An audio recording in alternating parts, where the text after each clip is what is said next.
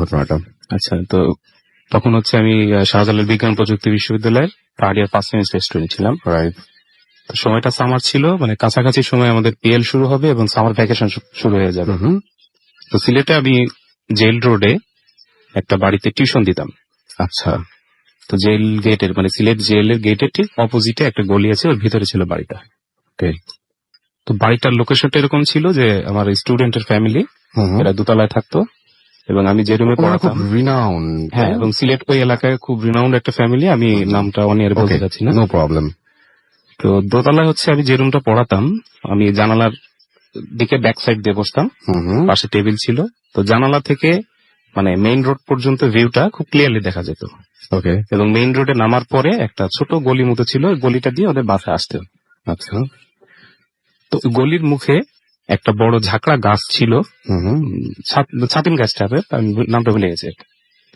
তো যেদিনের ঘটনা, ওদিন আমি ক্লাস শেষ করে বাসে করে এসে এখানে টিউশন দেওয়ার জন্য এসে নামলাম সন্ধ্যার কাছাকাছি টাইমে। ওখানে গাছটা কাটা হচ্ছিল, তখন জেল পুলিশ জায়গাটাকে একটু সিকিউর করছে যেন কেউ গাছের ডালপালায় মানে আঘাত না পায় আর কি। তো আমরা ওই গলির মুখে দাঁড়িয়ে পড়লাম, আরো লোকজন ছিল আমার সঙ্গে। তো গাছটা কাটা হলো, ইভেন টাইমিংটা ছিল এরকম যে গাছটা মাটিতে পড়লো, মাগরিবের আজান দিল। দুটো টাইম মানে একদম একই সময় দুটো ঘটনা। এক্সাক্ট টাইমিংটা ছিল এরকম, মাগরিবের আজান পড়লো এবং গাছটা মাটিতে পড়ে গেল। আচ্ছা। তো গাছের ডালপালা সরানোর পরে আমরা আরো কিছু সময় পরে আমরা মুভ করলাম ওখান থেকে। আমি আমার স্টুডেন্টের বাসায় ঢুকে গেলাম। তো আমার স্টুডেন্টের আম্মা, উনি যথেষ্ট ধার্মিক মহিলা ছিলেন এবং মানে খুব স্পিরিচুয়াল মানে ক্ষমতা সম্পন্ন একজন মহিলা ছিলেন। তো মানে আমি বাসায় ঢুকলাম, ঢুকে আমি আমার জায়গায় বসলাম। বসার সঙ্গে সঙ্গে যেটা হয় যে প্রতিদিন আমি গিয়ে চাচিকে সালাম করতাম, উনি উত্তর দিতেন। তা আমি এবার বসলাম, বসার পরে আমার স্টুডেন্টের মা আসলেন, আসার পরে একটা কথাই শুধু বললেন যে স্যার আজকে পড়াতে হবে না। ওকে। তারপর আমি চাচিকে জিজ্ঞেস করলাম যে চাচি কেন, কি সমস্যা? বলে যে না থাক, আজকে পড়াতে হবে না। তো আমি বললাম যে মানে আমার স্টুডেন্টের নাম ধরে বললাম যে ও কি কোনো দুষ্টুমি করেছে বা কোনো মানে পরীক্ষা খারাপ করেছে কিনা। তো চাচা আবারও বললেন যে না আজকে থাক, পড়াতে হবে না। তারপর আমি একটু জেদ করে বললাম চাচি কেন, কি সমস্যা? কথা এর ভিতরে উনি বলেছিলেন যে আজকে আপনার বাসায় যেতে হবে না, হলে যেতে হবে না, আপনি আমার এখানে থাকবেন। আচ্ছা। তারপরে আমি একটু জেদ করে বললাম যে কেন, কি সমস্যা? তারপরে স্যার পিছনে দেখেন। তারপর আমি ঘাড় ঘুরিয়ে পিছনে তাকালাম। যে গাছটা আপনি কাঁপছেন বলার আগে আমি দেখতে পাচ্ছি একদম, এবং আপনার গুজবাম্প হচ্ছে। আমি তখনও দেখেছিলাম, আমি তখন থামিয়ে দিয়েছিলাম আপনাকে। হ্যাঁ, যে গাছটা আমি নিজের চোখে দেখে এসেছি যেটা পড়ে গেছে, গাছটা আমার চোখের সামনেই স্ট্যান্ড আপ হলো, দাঁড়ালোটা। এবং গাছের ডালে আমরা তালেবে আলিম বলি আর কি, মাদ্রাসা স্টুডেন্টদের বাচ্চা মতো টুপি পায়জামা জুব্বা পরা 7টা বাচ্চা গাছের ডালের উপরে বসা। দূর থেকে স্পষ্ট বোঝা যাচ্ছিল তাদের রেড আই, জ্বলন্ত চোখগুলা পরিষ্কার বোঝা যাচ্ছিল।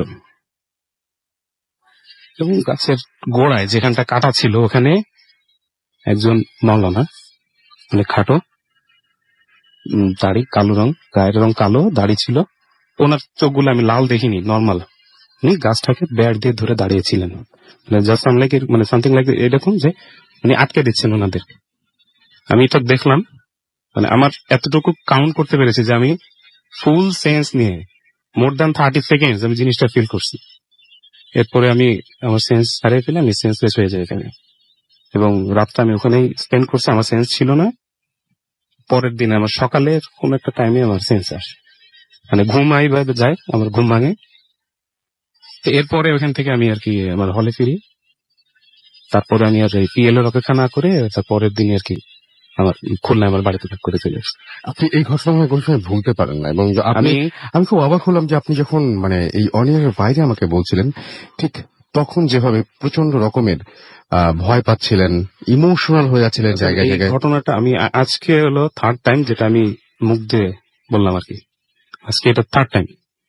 ফার্স্ট আমার ভাই শুনলো বাসায়, সেকেন্ড অফ ফেয়ারে বললাম, থার্ড টাইম এখন। সো এটা আপনাকে, আপনি যখনই বলেন তখনই আপনি নর্মাল থাকেন না, আপনি সময়টার মধ্যে আমি অলওয়েজ ট্রাই করে এটা ভুলে যেতে চাই, কারণ এই ফেস একসঙ্গে 7টা ফেস, আমি খুব ভীতু মানুষ, আমার পক্ষে সহ্য করা ইম্পসিবল। আচ্ছা, এই ঘটনার সাথে লিংক আছে আপনার ভাইয়ের হ্যাঁ। ঘটনাটার, এবং আমরা তার কাছে যাব যে এই ঘটনার সাথে আপনার সাথে যে ঘটনাটা ঘটেছে সেই ঘটনাটার আসলে সম্পর্ক কি বা কি হয়েছিল। আচ্ছা, সময়টা আগে তো বলা হয়েছে, এটা 2009 সাল। তো মোটামুটি হঠাৎ করে পিএল এর আগে ভাই বাসায় চলে আসে। তো তখন পর্যন্ত আমরা কেউ কিছু জানিনি, বা সে বাসায় কারো কাছে কিছু শেয়ার করে নাই, ইভেন আমার কাছে হবে। তো এইভাবে ওই 2 মাস কেটে গেল। 2 মাসে তার পিএল এর ছুটি শেষ, এক্সাম শুরু হলে সে চলে গেল। 2 মাস পর থেকে যেটা শুরু হলো সেটা হচ্ছে আমার সাথে, মানে আমার স্বপ্ন সংক্রান্ত কিছু ব্যাপার আছে, যেমন ভবিষ্যৎবাণী হোক বা যা হোক, আমি হচ্ছে ব্যাপারগুলো কিছুটা আঁচ পাই। এটা স্বপ্নের মাধ্যমে হতে পারে বা যা হোক, আমি টের পাই আর কি। তো কোন একদিনের ঘটনা, আমার ভাই চলে যাওয়ার পরে মাস 2 পরে একদিন আমি স্বপ্নে দেখছি যে আমরা দুজন কোথাও এক জায়গায় বেড়াতে যাচ্ছি। এমন সময় 7টা ফিগার আমাদেরকে ধাওয়া করেন। ওটা মানে চেহারা কেমন ছিল, মানুষ ছিল না কি ছিল এটা বলতে পারবো না, জাস্ট শ্যাডো ফিগারটা আমি বলতে পারি। 7টা ফিগার ধাওয়া করে, এবং ধাওয়া করার এক পর্যায়ে তারা আমাদেরকে ধরে ফেলে, এবং ধরার পরে খুব ওয়েডলি লক্ষ্য করা যায় যে তারা আমাকে কিছু না, আমার ভাইয়ের উপরে অ্যাটাক করছে। আসল করার কোন একটা ট্রাই করতেছে। এই মোমেন্টটা যখন আমি অসহায়ের মতো দেখি, তখন দেখা যায় যে ছোটখাটো একটা ফিগার, এবং তার ভিশনটা খুব স্পষ্ট, যে সাদা পাঞ্জাবি পরা, গায়ের রং খুবই কালো, কিন্তু চেহারা খুবই সুন্দর, আর হচ্ছে মুখে দাঁড়িয়েছে, বেসিক্যালি থুতনিতে দাঁড়িয়ে। এটা খুব ভালোভাবে মনে আছে আমার। যাই হোক, এই ফিগারটা আসেন এবং কোনোভাবে আমার ভাইকে সেভ করে দেখা যায় যে আমরা দুজন সেফ প্লেস আবার ব্যাক। তো হতে পারে স্বপ্নে মানুষ কত কিছু তো দেখে। প্রবলেম হচ্ছে আমি স্বপ্নটা কন্টিনিউয়াস 5 বার দেখলাম। 5 বার একই রাতে? একই রাতে না, মানে পরপর 5 দিন। আচ্ছা, 5 দিনে 5 বার দেখলেন। মানে প্যাটার্নটা সেম, সিনারিওটা ভিন্ন। আচ্ছা, শেষের দিন যেটা দেখলাম, শেষের দিন ছিল লোকেশনটা, আমি দেখতেছি যে আমার বাসাতে আমার ফ্যামিলি মেম্বারে কেউ নেই, আমি আমার ভাইয়া বসে আছি। তো এমন সময় একই হবে 7টা ফিগার তারা আবার কিভাবে ভাইয়ের উপরে অ্যাটাক করছে। ওই সময়টা ছিল সেই ছোটখাটো ফিগারটা আসছে, এবং এই ফার্স্ট সে আমার সাথে মোটামুটি কোন একটা কথা মানুষ শুনতে পাই, যে এরকম বলে যে চিন্তা করো না, প্রবলেম হবে না, আমি আছি, প্রবলেম হবে না। আচ্ছা, এইটা 5 বার যখন হয় একই জিনিস, খুব স্বাভাবিকভাবে আমি আমার কাছে শেয়ার করি যে মা আমি এরকম দেখেছি। তো আসলে আমি আপনাকে আগে বলেছিলাম যে আমাদের ফ্যামিলিতে এক্সোরসিজমের প্র্যাকটিসের ব্যাপারটা আমাদের দাদাদের দিকেও যেমন ছিল, মায়ের সাইডেও ছিল। সেই সুবাদে আর কি আমাদের বাসাইগুলোর বিশ্বাস বলেন বা আস্থা ভরসা যা হোক, ব্যাপারটা একটু রিচ। আম্মা এটা শোনার পরে সোহেলকে ফোন দেয়। ফোন দেওয়ার পরে আমি কথা বলতে থাকি। কথা বলার পরে আমরা যখন জিজ্ঞেস করি যে তোর কি কোনো প্রবলেম হচ্ছে এরকম এরকম, আমি এরকম স্বপ্নে দেখেছি। দেখার পরে যেটা বলে সেটা শোনার পরে আমি আসলে ভয় পাবো না কি করব সেটা বুঝতে পারিনি। সে বলতেছে যে ফিগারটা দেখছিস সে কি খুব ছোটখাটো? আমি বললাম যে হ্যাঁ ছোটখাটো। বললো মুখে দাঁড়িয়ে আছে থুতনিতে? আমি বললাম হ্যাঁ দাঁড়িয়ে আছে। বললো চেহারা খুব কালো? আমি বললাম হ্যাঁ কালো। তখন বললো যে এরকম এরকম ওই চাচিদের পাশে আমি টিউশন দিতে যেতাম, তখন এইটা কাহিনী হয়েছে, এই ব্যাপার। আচ্ছা, মজা হচ্ছে রাসেল ভাই, ব্যাপারটা এখানে শেষ না। এর পরবর্তীতে আমি আমার লাইফে মোটামুটি আপকামিং ফ্যামিলি রিলেটেড হোক, বিভিন্ন প্রবলেমের আগে 2-1 বার আমি আমার স্বপ্নে সেই লোকের দেখা পাই। আচ্ছা, যিনি এসে বলেন যে তোমার চিন্তা নেই, সমস্যা নেই, মানে প্রবলেম সমাধান হয়ে যাবে, সামথিং লাইক দ্যাট। এবং আসলে সেটা কোনো না কোনো ভাবে আমি রিকভার হয়ে আসা। এখন ব্যাপার জিনিসটা এরকম হয়ে গেল যে প্রচুর শুরু থেকে আমি ভয় পেতাম, এখন যখনই বুঝি যে আমার বিপদ হচ্ছে বা না হচ্ছে, তখন কেমন যেন মানে অবচেতন মনে অপেক্ষা করতে থাকে যে আজকে রাতে কি দেখা পাবো বা এরকম। আচ্ছা, আপনার ভাইয়ের সাথে তারপর কি হলো সেই জিনিসটা? তারপরে আচ্ছা, ভাইয়ের সাথে যখন কথাবার্তা বলা হচ্ছে, আমার ভাইয়া তখন হচ্ছে ওই চাচির সাথে যখন কথা বলে তার ব্যাপারে খোঁজ খবর করার জন্য, তখন জানতে পারে তার একটা নাম, যেটা আপনাকে অফারে বলা হয়েছিল তার নাম। এবং এটা কি আমার ভাইয়ের কাছে শুনলে মনে হয়? হ্যাঁ, আমি শুনি। হ্যাঁ হ্যাঁ হ্যাঁ। ওনার নাম যতটুকু আমি শুনেছিলাম, ওনার নাম হচ্ছে মুকিম খান। উনি মানে আউলিয়া গোছের একজন, মানে আল্লাহর ওলি একজন। তো মানে আমি যতটুকু ধারণা করেছিলাম যে মানে খবরটা আমি পেয়েছিলাম মানিকগঞ্জের একজনের কাছ থেকে। তো আমি খোঁজ খবর করেছি, ওনার মাদারটা আমি খুঁজে পাইনি আসলে। ওকে, আচ্ছা, আমি আবার আপনার কাছে ফিরে আসি। আপনি বলছিলেন যে আপনার স্বপ্ন নিয়ে অনেক প্রবলেম আছে এবং জি, জি। আপনার বাবার সাথে যে ঘটনাটা ঘটেছিল সেটা বুঝলে আসলে মানুষজন বুঝতে পারবেন যে কেন আমরা আপনাকে এটার সাথে বলছি লিঙ্ক আছে বা আপনার ব্যাপারটাকে এত গুরুত্ব দিচ্ছি কেন। আপনার বাবার সেই ঘটনা যদি আমরা আমাদেরকে একটু বলতেন। মানে যে সময়টার কাহিনীটা বললাম আমার ভাইয়ের সাথে হয়েছে, তার পরের বছরে আর কি আমার বাবা স্ট্রোক করেন। সেটা মাইল্ড স্ট্রোক ছিল না, ম্যাসিভ স্ট্রোকে ছিল। তো এবং তার রেজাল্টেন্ট হচ্ছে বাবার বাসার প্যারালাইজড হয়ে যান। আচ্ছা, তো এই বাবা স্ট্রোক করার আগের রাতে আমি, তখন তো ওনার বাঁচার কথা ছিল না একেবারে। না, হ্যাঁ, সেটা আমরা শুনবো। ডক্টরদের যে রেজাল্ট ছিল সেটাতে বাবার ডেথ পয়েন্ট মানে খুব রিস্ক ছিল, যে ডাক্তার বলেছেন যে জীবিত আছেন এটা মিরাকল। এবং বাবা স্ট্রোক করেন ঘুমের মধ্যে, যেটা খুব বেশি মাত্রা রিস্কি। তো আগের রাতে আমি এরকম কয়েকদিন ধরে খুব মানে দুঃস্বপ্ন দেখতেছি, দুঃস্বপ্নের মতো। আগের রাতে হঠাৎ করে দেখলাম যে আমার বাসাতে হচ্ছে কেউ একজন মারা গেছে, তাকে গোসল করানো হচ্ছে, কবর খোঁড়া হচ্ছে আমাদের বাসাতেই, লাশ কবরে নামানো হচ্ছে। এই সিচুয়েশনে আমি যখন যাই তখন দেখি যে লাশটা হচ্ছে আমার বাবার। আচ্ছা, তখন কান্নাকাটি করতে করতে হঠাৎ করে হচ্ছে আমি বাবার ওই লাশের পা ধরে রাখি যে না, এটা কবরে দিতে দিব না। এমন সময় আবার সেই ছোট্ট ছোট্ট ফিগারটাই আমার কাঁধে হাত থেকে বলে যে না দিও না, তোমার বাবা বেঁচে আছে, মারা যাননি। আচ্ছা, আচ্ছা, আমার ঘুম ভেঙে গেলে আমি আমার মার সাথে এটা শেয়ার করি। আম্মা যে চুপচাপ শুনে বললো ঠিক আছে বাবা, কারোর কাছে বলার কিছু নেই, বা মনে রাখো। মানে এটা মিরাকল হোক বা যাই হোক, ওদিন রাতে আর কি আমি যদি গত রাতে স্বপ্নটা দেখে থাকি, তারপরের দিন রাতে বাবা ঘুমের মধ্যে স্ট্রোক করেন এবং অলমোস্ট মৃত্যুর মুখ থেকে ফিরে আসেন। এবং বাঁচার কোনো কথা ছিল না, কিন্তু আপনি এরপরে ওই যে স্বপ্নে যিনি আসেন তিনি বিভিন্ন সময় আপনাকে বিভিন্নভাবে হেল্প করেন এবং আপনার হেল্প করেন কিনা জানি না, তবে আমি কোনো কিছু একটা আওয়াজ পাই যে কিছু একটা আসতেছে, আমার হয়তো সতর্ক হতে হবে, বা কোনো একটা প্রোগ্রামে পড়তে যাচ্ছে, আমার একটু দেখতে হবে, এরকম। এটা সবসময়ই হয় আপনার সাথে? মেজরিটি টাইম হয়, সবসময় বললে ভুল হবে, বাট মানে বেশিরভাগ সময় হয়। ওকে, থ্যাংক ইউ সো মাচ। আপনাদের দুজনকে অনেক ধন্যবাদ। আপনারা খুলনা থেকে এসছেন, আর একজন এসছেন কলাবাগান থেকে, বাট মানে আপনাদেরকে অনেক ধন্যবাদ। আমাদের সাথে থাকুন, আমরা আবারও হয়তো আপনাদের কাছে ফিরে আসবো। আমরা একটা ঘটনা এখন এই মুহূর্তে পড়তে চাই, সেটা একটা ইমেল। আমি ইমেলটা একটু পড়ি। যিনি পাঠিয়েছেন তিনি আজকে স্টুডিওতে নেই বলে তার ঘটনাটা পড়তে হচ্ছে। লিখছেন, হ্যালো রাসেল ভাই, কেমন আছেন? আমি ভূত এফএম নিয়মিত শুনি। ভূত এফএমে আমার প্রথম ঘটনা শেয়ার করলাম, ভালো লাগলে দয়া করে শোনাবেন না। আমি জিন ভূত দেখিনি, তবে যে অভিজ্ঞতা হয়েছে সেটাই ভয়ঙ্কর। প্রথমে বলি, যখন আমি ঘুমাই মাঝে মাঝে হঠাৎ ঘুম ভাঙলে আমি বুঝতে পারি কিছু একটা আমার গায়ের ওপর চেপে আছে। অনেক জোর করে সেটা ছাড়াতে চাই, কিন্তু পারি না। ভয়ে অনেকক্ষণ চুপ করে থাকি, তারপর এক সময় সব ঠিক হয়ে যায়। এরকম ঘটনা আমার সাথে বিভিন্ন জায়গায় কতবার যে ঘটেছে তার কোনো হিসাব নেই। এবার আসল ঘটনায় আসি। আমি ঘুমোতে যাওয়ার আগে ভূত এফএম ডাউনলোড করে শুনি, তারপর ঘুমাই। না শুনলে ঘুম আসে না। এভাবে চলতে চলতে 3-4 মাস আগের ঘটনা। এটা আমার বাসার ঘটনা। আমি আমার রুমে একাই থাকি, বাসার সবাই ঘুমিয়ে পড়ছে। রাত 10টায় আমি আমার রুমের মশারি টাঙিয়ে বিছানায় শুয়ে ভূত এফএম শুনছিলাম। ডিম লাইট জ্বালানো ছিল। আমি বিছানার বাম পাশে শুয়েছিলাম, আমার ডান পাশে কিছু জায়গা খালি ছিল। এক সময় ঘুমিয়ে পড়ি।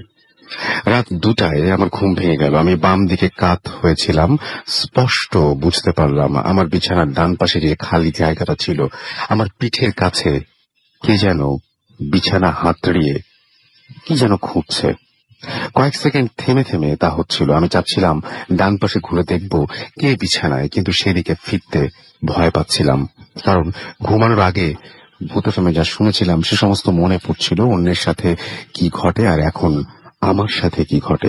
কিছুক্ষণ পর যখন বুঝতে পারলাম সেই জিনিসটা আমার পিঠের কাছে থেকে সরে একদম মাথার কাছে আমার বালিশের নিচে কিছু খুঁজছে, একবার বালিশের ডানে একবার বালিশের বামে। ব্যাপারটা এরকম, বালিশে মাথা রেখে শোয়ার পর কেউ যদি বালিশের কোণা ধরে ওপরে উঠাতে চায় তখন যেরকম মনে হবে ঠিক সেরকম। সে সময় আরো ভয় বেড়ে গেল। মনে হলো বালিশ ধরে কেউ টান দিবে। মনে মনে চিন্তা করলাম এত রাত্রে সব কি হচ্ছে। আমি তখন অনেক সাহস করে দ্রুত ডান পাশে ফিরলাম, কিন্তু কিছুই দেখলাম না। তাহলে কে ছিল বিছানায়? এরকম কর্মকাণ্ড মানুষের দ্বারা সম্ভব না, কারণ আমার মশারি বিছানার তোষকের সাথে সব দিক দিয়ে আটকানো ছিল, যাতে মশা না ঢোকে। কেউ বালিশ ধরতে চাইলে আগে মশারি টেনে তোষক থেকে আলাদা করতে হবে, তারপর বালিশে হাত দিতে হবে। আমি যখন দ্রুত ডান পাশে ফিরলাম, তখন বালিশের নড়াচড়া বন্ধ হয়ে গেল, অথচ মশারি তোষকের সাথে আটকানোই ছিল। অন্য একদিন রাত্রে ঘুমানোর ভেতর টের পেলাম আমার পুরো বিছানা কেউ ধরে নাড়া দিল। আমি উঠে বসলাম, ভাবলাম ভূমিকম্প হতে পারে, কিন্তু পরদিন নিউজে ভূমিকম্পের কোনো খবর পেলাম না। এই ছিল আমার ঘটনা। আমি স্টুডিওতে এসে শেয়ার করা সম্ভব না, তাই আমি লিখে পাঠালাম। শিবলি উত্তরা থেকে ইমেলটি করেছেন। আসলেই মানে আপনি রাতের বেলায় শুয়ে আছেন এবং সবকিছু স্বাভাবিক, আপনার পরিচিত ঘর, আপনার পরিচিত বিছানা, সবকিছু ঠিক আছে। হঠাৎ করে যদি মনে হয় কোনো একটা কারণে আপনার বালিশের একটা কোণা বা বালিশের একটা সাইড আপনার উঁচু হয়ে যাচ্ছে, ধীরে ধীরে ধীরে কেউ মনে হচ্ছে যেটাকে লিফট করছে, তাহলে আহ, আসলে আপনি কি ফিল করবেন? ঘুমের মধ্যে জেগে উঠে যদি দেখেন যে কেউ বালিশ ধরে টানছে, আপনার মশারি টাঙানো আছে, ঘরের মধ্যে কারো আসার সম্ভাবনা নেই, দরজা বন্ধ, আপনার পরিচিত ঘর, এই বাসায় কে কে আছে, কে কোথায় আছে সব আপনি জানেন, এই ঘরটাতে আপনি একাই ঘুমান এবং এই বিছানাটাতে মানে কারো এসে দাঁড়ানো সম্ভব না, হয়তো জানালাও বন্ধ, কেমন লাগবে? আমাদের SMS করে জানান, আমাদের ফেসবুক পেজে জানান। আহ, আমরা আপনাদের উত্তরের অপেক্ষায় থাকলাম। এবং সে সাথে আমি বলছি যে আমাদের এখানে অনেকেই SMS করছেন। আমি দেখতে পাচ্ছি গাজী তৌসিফ শান্তিনগর থেকে, ঢাকা থেকে আমাদের SMS করেছেন এবং তিনি বলেছেন যে কিছু কিছু স্টোরি এত বেশি স্কেরি যে মাঝে মাঝে মনে হয় যে মানুষগুলো এত ভয় পাওয়ার পরেও কিভাবে বেঁচে আছে। আরিফ লিখেছেন যে আমি খুব ভয় পাচ্ছি এবং তিনি বলছেন যে গাছের যে গল্পটা সেটা খুবই ভয়ঙ্কর আর মিউজিকটা খুব অন্যরকম লাগছে। তার কাছে মাহবুব উত্তর থেকে লিখেছেন যে আপনাদের ভূত এফএমের ফুল অ্যাড্রেসটা দেন। আপনি যদি ইমেইল করেন এবং আপনার ঘটনা যদি সিলেক্টেড হয়, আপনি অ্যাড্রেস, ফোন নাম্বার সবকিছুই পেয়ে যাবেন। সুতরাং আপনি আপনার ঘটনাটা লিখে পাঠান। আমাদের অ্যাড্রেসটা তো জানাই আছে, আরো একবার মনে করিয়ে দিচ্ছি, bhuthfm@radiofuthi.fm, which is BHWTFM@radiofuthi.fm। আচ্ছা, নাম, ঠিকানা এবং ফোন নাম্বার সহ আপনার জীবনে ঘটে যাওয়া সেরা ঘটনা লিখে পাঠিয়ে দিন আমাদের কাছে। সায়েন্টিস্ট জহুর আমাদের SMS করেছেন এবং তিনি বলেছেন তার চেয়ে অসম লাগছে। সামারা আমাদের চট্টগ্রাম থেকে SMS করেছেন। পারভেজ আমাদের SMS করেছেন ময়মনসিং থেকে।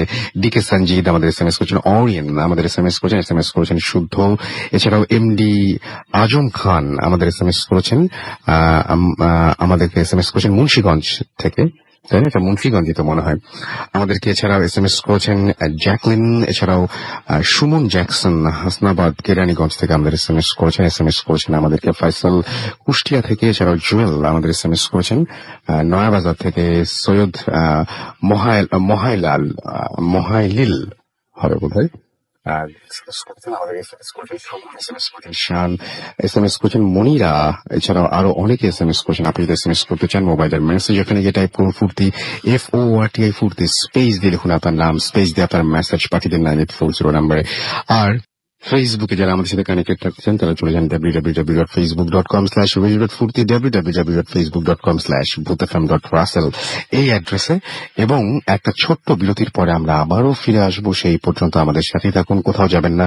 স্টে টিউনড টু রেডিও ফুর্তি অ্যান্ড ডোন্ট স্টপ দ্য ফুর্তি।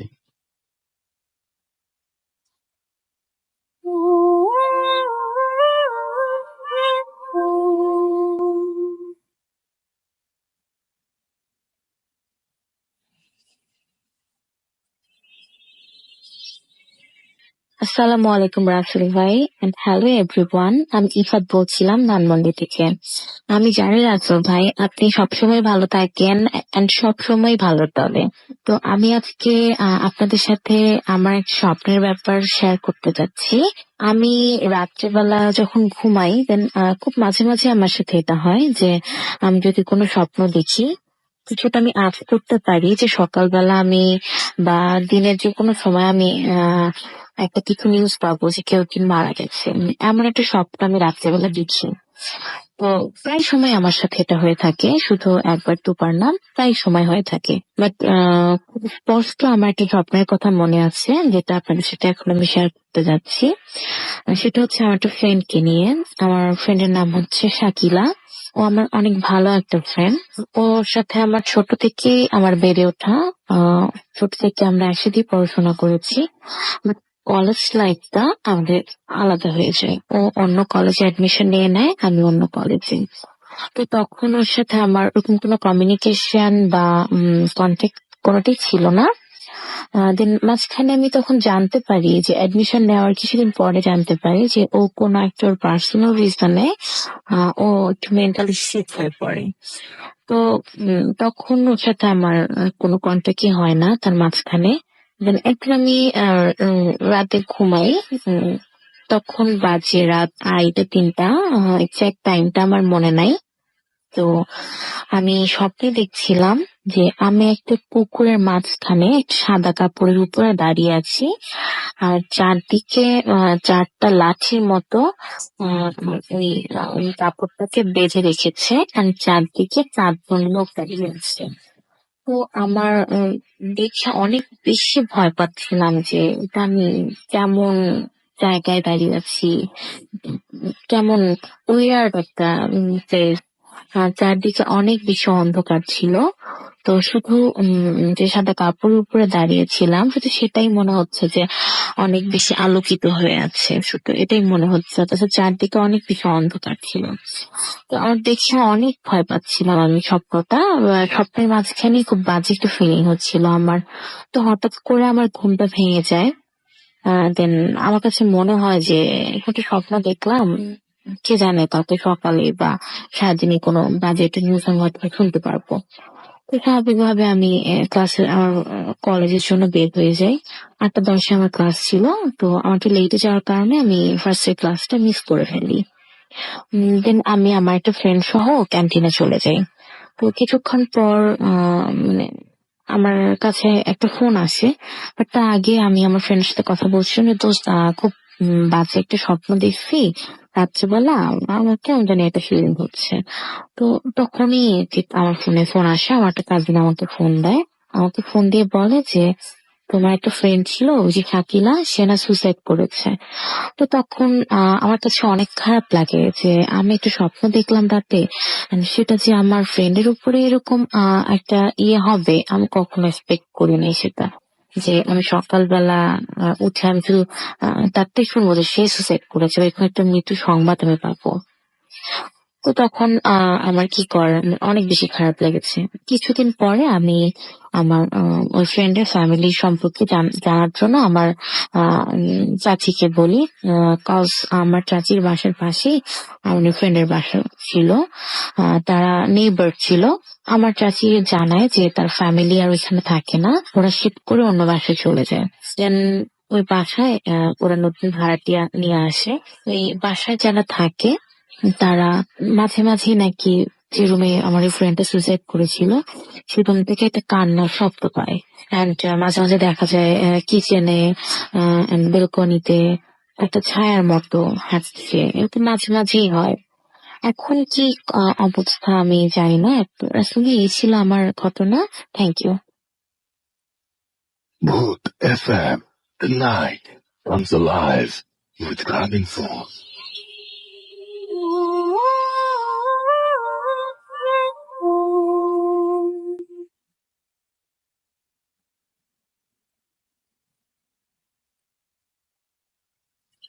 Welcome back. শুনছেন সবসময় রেডিও ফুর্তি 88.0 FM। আমি রাসেল আছি, সাথে আমার সাথে হচ্ছে মাসুম এবং আজকের অতিথিরা। একটু একটা অডিও ক্লিপ আমরা শুনলাম, এবং অডিও ক্লিপ আমাদের আরো আছে, অনেকগুলো জমে গেছে। আমরা একে একে প্লে করার চেষ্টা করব। সে সাথে জমেছে আপনাদের পাঠানো ঘটনা। আমি আর একটা ঘটনা পড়ি, যে ঘটনাটা আপনারাই পাঠিয়েছেন। এই মুহূর্তে সেই ঘটনাতে যাচ্ছি। আচ্ছা, যিনি লিখছেন ঠিক তার মতো করেই পড়ছি। যে রাসেল ভাই, জানি ভালো আছেন, তাই জিজ্ঞাসা করলাম না কেমন আছেন, কিন্তু আমি ভালো নেই। একটা বাস্তবতার মুখোমুখি আমি হয়েছি যা আমাকে আর ভালো থাকতে দিচ্ছে না।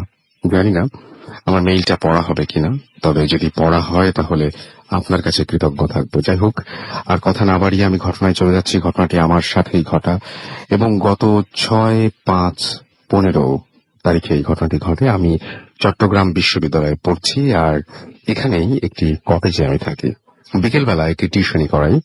সাধারণত সন্ধ্যার আগেই অন্যান্য দিন বাসায় চলে আসি আমি, কারণ আপনারা সবাই জানেন চট্টগ্রাম বিশ্ববিদ্যালয়টি হাটহাজারীর একটি গ্রাম্য এলাকায় অবস্থিত। সন্ধ্যা হলেই চারপাশ নির্জন ও জনশূন্য হয়ে পড়ে অধিকাংশ জায়গা। যাই হোক, যে দিনের ঘটনা বলছি, ওই দিন টিউশনির পর বাসাতেই প্রায় 7টা বেজে গেছে। তখনও আমার পড়ানো শেষ হয়নি। ঠিক তখনই আমার বন্ধু এবং রুমমেট ফরদিন, এটা তার ছদ্মনাম, আমাকে কল করে জানায় যে বিদ্যুৎ না থাকায় রুম লক করে ছাদে বসে আছে। আমি টিউশনি থেকে আসলে যেন ছাদে চলে যাই। বলে রাখা ভালো, ওই দিন দুপুর থেকেই বাড়িতে ইলেকট্রিসিটি ছিল না। আমি টিউশনি থেকে আমার বাসায় ফিরে আসলাম, তখন ঘড়ির কাঁটা 8টা ছাড়িয়ে গেছে এবং নিচে আমাদের রুমটা খোলা কি বন্ধ তা পরিষ্কার দেখা যায়। আমি সবসময় রুমে ওঠার আগে চেক করে নিই রুম খোলা নাকি বন্ধ, কিন্তু সেদিন কেন যেন আর চেক করলাম না। হয়তো এটাই আমার ভুল ছিল। যাই হোক, ছাদে উঠে আমি আমার বন্ধুকে পেয়ে গেলাম, তবে কেন জানি না ওকে খুব বিষণ্ণ মনে হচ্ছিল। আমি একটার পর একটা প্রশ্ন করে যাচ্ছি এবং কিন্তু ও কোনো উত্তর দিচ্ছিল না। কিছুক্ষণ পর ও আমাকে বলল, চল ও পাশটাতে যাই বলে, এবং বলে রাখা ভালো যে ওই পাশটাতে আমরা নর্মালি তেমন একটা যাই না। সেদিন কেন যেন কিছু না ভেবেই হাঁটতে লাগলাম। আমি শুধু ওর সাথে হাঁটছি, এটাই খেয়াল আছে আমার, আর কোনো কিছু আমার খেয়াল নেই। কিছুক্ষণ বুঝে ওঠার আগে, এরকম কিছুক্ষণ গেছে এবং কিছু বুঝে ওঠার আগে আমার পাশে রুমের বন্ধু শওকত আমার হাতটা খপ করে চেপে ধরলো এবং বললো, কি রে, তুই পাগল হয়ে গেছিস, কি করছিস সেটা? আমি ওকে জিজ্ঞাসা করলাম কেন? ও বলল, নিচে দেখ। বিশ্বাস করবেন না, আমি দেখছি আর এক পা দিতে আমি সামনে ফেলি, তাহলে 3 তলার বাসার নিচে আমি। ভয়ে তখন আমার শরীরটা কাঁটা দিয়ে উঠলো এবং এর থেকে ভয়ঙ্কর যেটা ঘটলো তার জন্য আমি একেবারেই প্রস্তুত ছিলাম না। দেখলাম আমার বন্ধু ফরদিন আস্তে আস্তে সিঁড়ি বেয়ে উঠে ওপরে আসছে। এটা দেখে আমার পুরো শরীর বরফ হয়ে গেল। তাহলে আমি কার সাথে এসেছিলাম এতক্ষণ? ওদিকে ফিরে তাকাতেই আমি দেখলাম যে এতক্ষণ আমার সাথে যে ছিল সে ভয়ঙ্কর একটা হাসি দিয়ে হঠাৎ করে অদৃশ্য হয়ে গেল। আমি তখন পুরো স্থির। ততক্ষণে আমার বন্ধু শওকত আর ফারদিন দুজনেই বলতে শুরু করেছিল, কিরে, কি হয়েছে তোর? আমি ওদের অনুরোধ করলাম আমাকে রুমে নিয়ে যাবার জন্য। ওরা আমার অবস্থা দেখে আমাকে তৎক্ষণাৎ রুমে নিয়ে এসে আমার মাথায় পানি ঢেলে আমাকে স্বাভাবিক করলো। প্রায় 2 ঘন্টা পর আমি পুরোপুরি স্বাভাবিক হলাম এবং আমি তাদের সাথে সবকিছু শেয়ার করলাম। তখন ফারদিন আমাকে বলল যে ও আমাকে ফোন করেনি আর রুমে ছিল সন্ধ্যা থেকেই, এবং আর শওকত জানালো যে ও এমনিতেই ঠান্ডা হবার জন্য ছাদে উঠতে গিয়ে দেখে আমি ছাদের কিনারায় চলে যাচ্ছি। আমি ওকে জিজ্ঞাসা করলাম যে ও আমার সাথে কাউকে দেখেছিল কিনা, কিন্তু ওরা দুজনেই উত্তর দিল শুধু আমাকেই দেখেছে আর কাউকে না। তো আমি জানি না যে ফারদিনের রূপে সামনে আসা মানুষটি কে ছিল, এবং এটা জানাও সম্ভব না, এবং আমার জন্য দোয়া করবেন যেন আমি এই দুঃস্মৃতি খুব তাড়াতাড়ি ভুলে যেতে পারি। ইফতি চট্টগ্রাম বিশ্ববিদ্যালয় থেকে লিখেছেন, বিবিএ 2nd ইয়ারে তিনি পড়ছেন। And thank you very much আপনার স্টোরির জন্য। এবং আমি সবসময় একটা জিনিস আমার এই ঘটনাটা পড়েই মনে হয়েছিল যে আসলে কি এরকম কোনো ব্যাপার ঘটে? আমরা অনেকেই শুনি যে ছাদ থেকে জাম্প করেছে, ছাদ থেকে নিচে পড়ে গেছে, বা এরকম সুইসাইড করেছে, এরকম অনেক ঘটনা শুনি। আমি জানি না যে সেগুলো কি আসলেই মানুষ সজ্ঞানে করে, নিজে জেনে বুঝে করে, নাকি এইরকম কোনো ঘটনাও থাকে। একটু সাবধান হতে হবে আমার মনে হয় সবাইকেই, যদি বিশ্বাস করেন, আর একেবারেই সাবধান হবার প্রয়োজন নেই যদি অবিশ্বাস করেন। আমরা চলে যাব আমাদের পরবর্তী অতিথির কাছে, এবং যে ঘটনা, সেই ঘটনাটা বেশ ভয়ঙ্কর বলার আগে আমি বলবো যে খুব প্যাথেটিক একটা ঘটনা, এবং তিনি তার যে এই ঘটনার কারণে তিনি তার জীবনের অনেক কিছুই তাকে হারাতে হয়েছে, এবং এখনো পর্যন্ত তিনি ভালো নেই। এখানে তিনি এসছেন, আমি বলছিলাম যে টাঙ্গাইল থেকে এসছেন, সরাসরি টাঙ্গাইল থেকে তিনি জার্নি করে এসছেন এবং এখন আপনাদের সামনে। সো আমরা তার কাছে যাব, তার ঘটনা শুনবো। আপনার নামটা একটু প্লিজ বলবেন, এবং আপনি টাঙ্গাইলের কোন জায়গায় থাকেন? জি, আমি এসেছি টাঙ্গাইল থেকে। টাঙ্গাইল কালিহাতি থানা, গ্রামের নাম খিলজাতি, জি, পোস্ট অফিস নন্দী। আচ্ছা, আমরা ছোট্ট করে শুনি একটা আপনার সেই হিস্ট্রিটা, যেটা কারণে আজকে আপনি মাঝখানে খুব ভালো করছিলেন। আপনি আপনার যে বিজনেসটা ছিল সেখানেও বেশ ভালো করছিলেন, কিন্তু আজকে আপনার কিছুই নেই। বাট আপনি সেটা খুব দুঃখ করে লিখেছিলেন আমাদেরকে। যে আপনাকে অনেক সাফার করতে হয়েছে এই ঘটনাটার জন্য, এবং ছোটবেলা থেকেই আপনি বেড়ে উঠেছেন এই ঘটনাটাকে সঙ্গে, মানে এই দুর্ঘটনা কে নিয়ে, এবং আপনার কিছু, আপনার হাতে কিছু নেই, ঘটনার মতো ঘটে গেছে এবং আপনি শুধুমাত্র আপনাকে ভুক্তভোগী হতে হয়েছে। কি ঘটনা ছিল আমাকে যদি একটু বলতেন। ছোট্ট করে আমরা প্রথম অংশ শুনবো, তারপরে আমরা আপনার পরবর্তী ঘটনায় যাব। জি রাসেল ভাই, আপনাকে ধন্যবাদ। ডিয়ার লিসেনার যারা আপনারা শুনছেন, সবাইকে ধন্যবাদ। আমার জন্মটাই হয়েছে একটি দুর্ঘটনার মধ্যে দিয়ে, বা এটাকে বলে অলৌকিকও বলা যেতে পারে। সময়টা ছিল 1968 আমি তখন মায়ের পেটে ছিলাম, 5 মাস হবে। ঠিক সেই দিন একদিন বিকেলে ঘটনাটা যখন ঘটে, তখন মা ছিল, আমার ভাই বোন ছিল তখন ময়মনসিং। আমার আব্বা আনসারে অ্যাডজুটেন্ট ছিলেন। এলাকাটা ছিল ধোপাখোলা, অর্থাৎ ময়মনসিং ধোপাখোলা এক হিন্দুদের বাসায় উনি ভাড়া থাকতেন আর কি। আচ্ছা। তো ওই সময় একদিন বিকেলে মা বসে আছেন, এক হিন্দু মহিলা আসলেন এবং এসে বললেন যে দিদি, আমার মাকে বললেন আর কি, যে দিদি আপনি কি কোনো কিছু করছেন বা কাজ করছেন বা কাটাকুটা করছেন? তখন আমার মা বলেন যে কাটাকুটা করলে কি হবে, কেন, কি হয়েছে? আমার মা অনেকটা ভয় পেয়ে যান। তখন উনি বলে যে দিদি, আজকে তো চন্দ্রগ্রহণ লাগছে, তো এই অবস্থায় যদি আপনি কোনো কাজ করেন তো আপনার বাচ্চার অনেক সমস্যা হয়ে যাবে। আচ্ছা। তো এর মধ্যে তখন আমার আম্মা বলে ফেললো যে আমি তো একটু আগে আমি গোল যে বেগুন গুলো আছে এগুলিতে আমি কাটছি, আমি তরকারি কাটাকুটা করছি। তখন ওই হিন্দু মহিলাটি বলে বসলেন যে দিদি, আপনি তো সর্বনাশ করে ফেলছেন, এটা তো ঠিক করেন নাই, তো এখন ভগবান জানে যে কি হয়। আচ্ছা। তো এই কথা বলে উনি চলে গেলেন। ঠিক তার 4 মাস পরে আমার জন্ম হয়। তো আমার জন্মের পর আমার মা সুস্থ হয়ে যখন আমাকে দেখলেন, তা আমার হাতটি দেখে উনি ভয় পেয়ে গেলেন।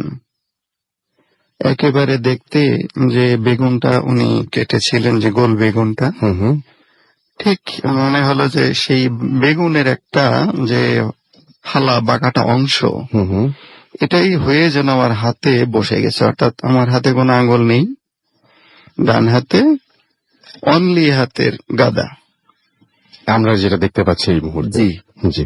তো আমার আব্বা বাসায় আসলেন, সবকিছু দেখলেন, শুনলেন। আমার আব্বা একজন সৎ আনসার অ্যাডজুটেন্ট ছিলেন, ওনার মনটা খুব ভালো ছিল।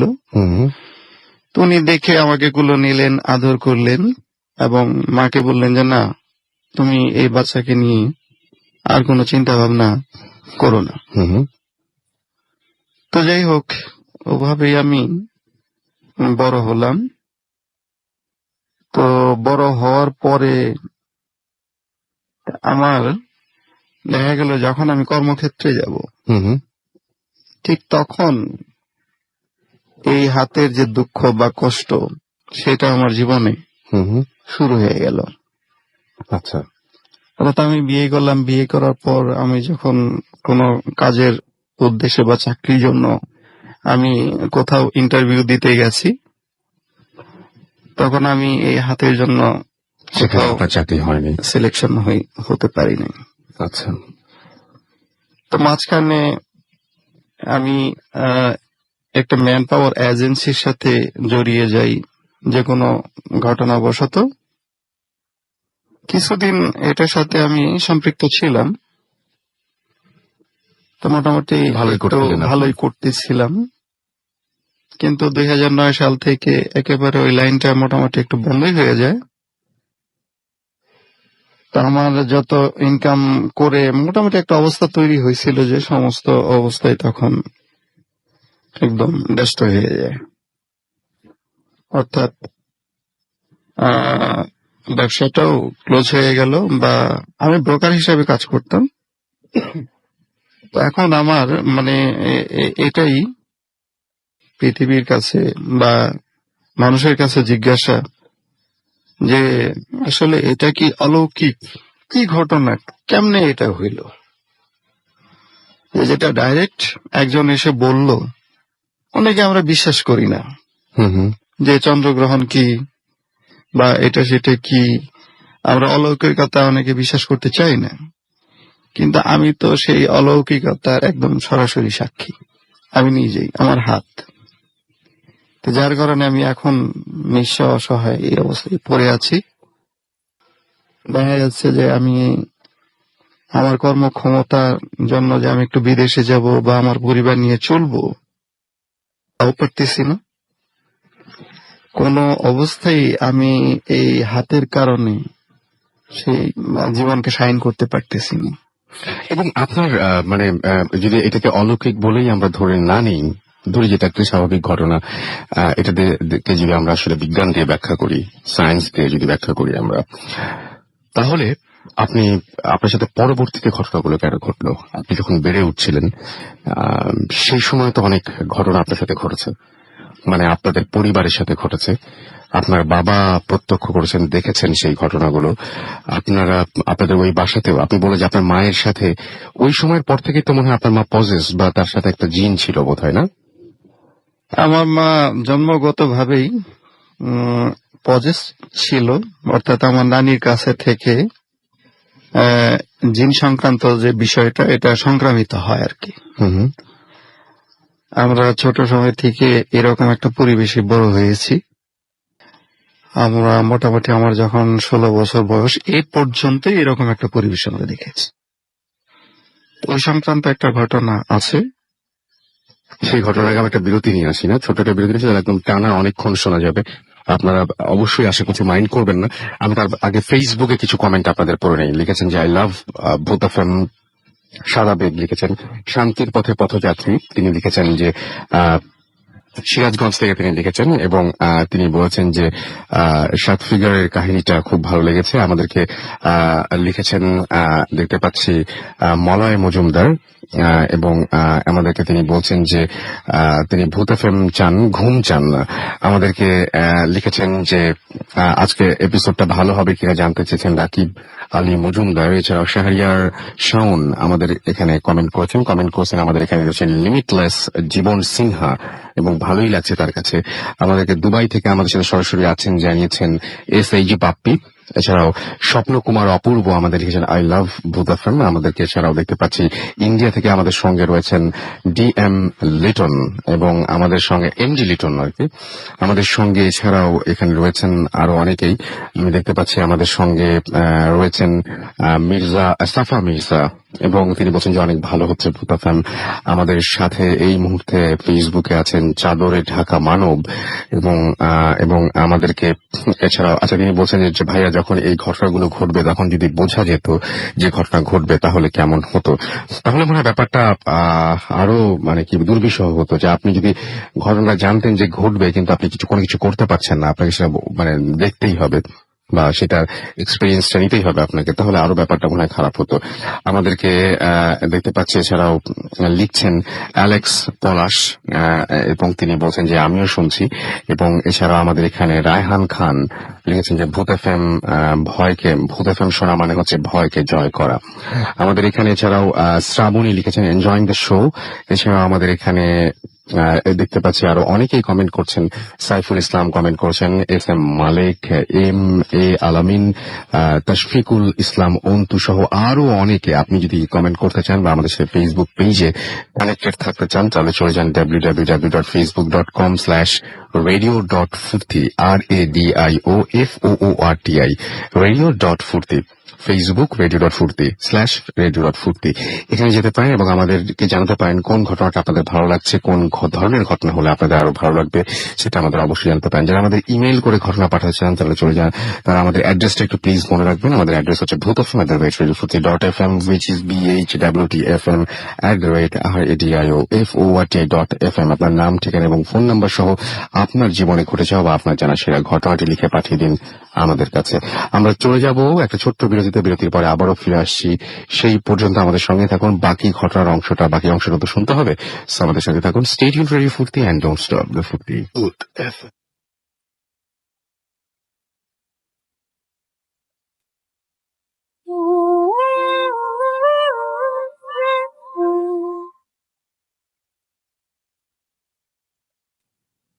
ফিরে এলাম আবার রবি রাসেল, শুনছেন সবসময় ভিডিও ফুর্তি, the night comes alive with grabbing phone. আপনারা সবাই জানেন চলছে ভূত এফএম, এবং মাসুম আমার সাথে রয়েছেন এবং রয়েছেন আমাদের আজকের অতিথিরা। আপনাদেরকে আরো একবার জানিয়ে দিই, আমার যদি SMS করতে চান মোবাইলের মেসেজ অপশনে গিয়ে টাইপ করুন ফুর্তি, FOORTI ফুর্তি, স্পেস দিয়ে লিখুন আপনার নাম, স্পেস দিয়ে আপনার মেসেজ পাঠিয়ে দিন 9840 নাম্বারে। আমাদের যদি ইমেইল করতে চান, আমাদের ইমেল অ্যাড্রেস হচ্ছে bhutfm@radiofurti.fm, which is BHWTFM@RADIOFORTI.FM। আপনার নাম, ঠিকানা এবং ফোন নাম্বার সহ আপনার জীবনে ঘটে যাওয়া সেরা ঘটনাগুলো লিখে পাঠিয়ে দিন আমাদের কাছে, বা আপনার জানা ঘটনাগুলো পাঠিয়ে দিন আপনার কাছে, আমাদের কাছে।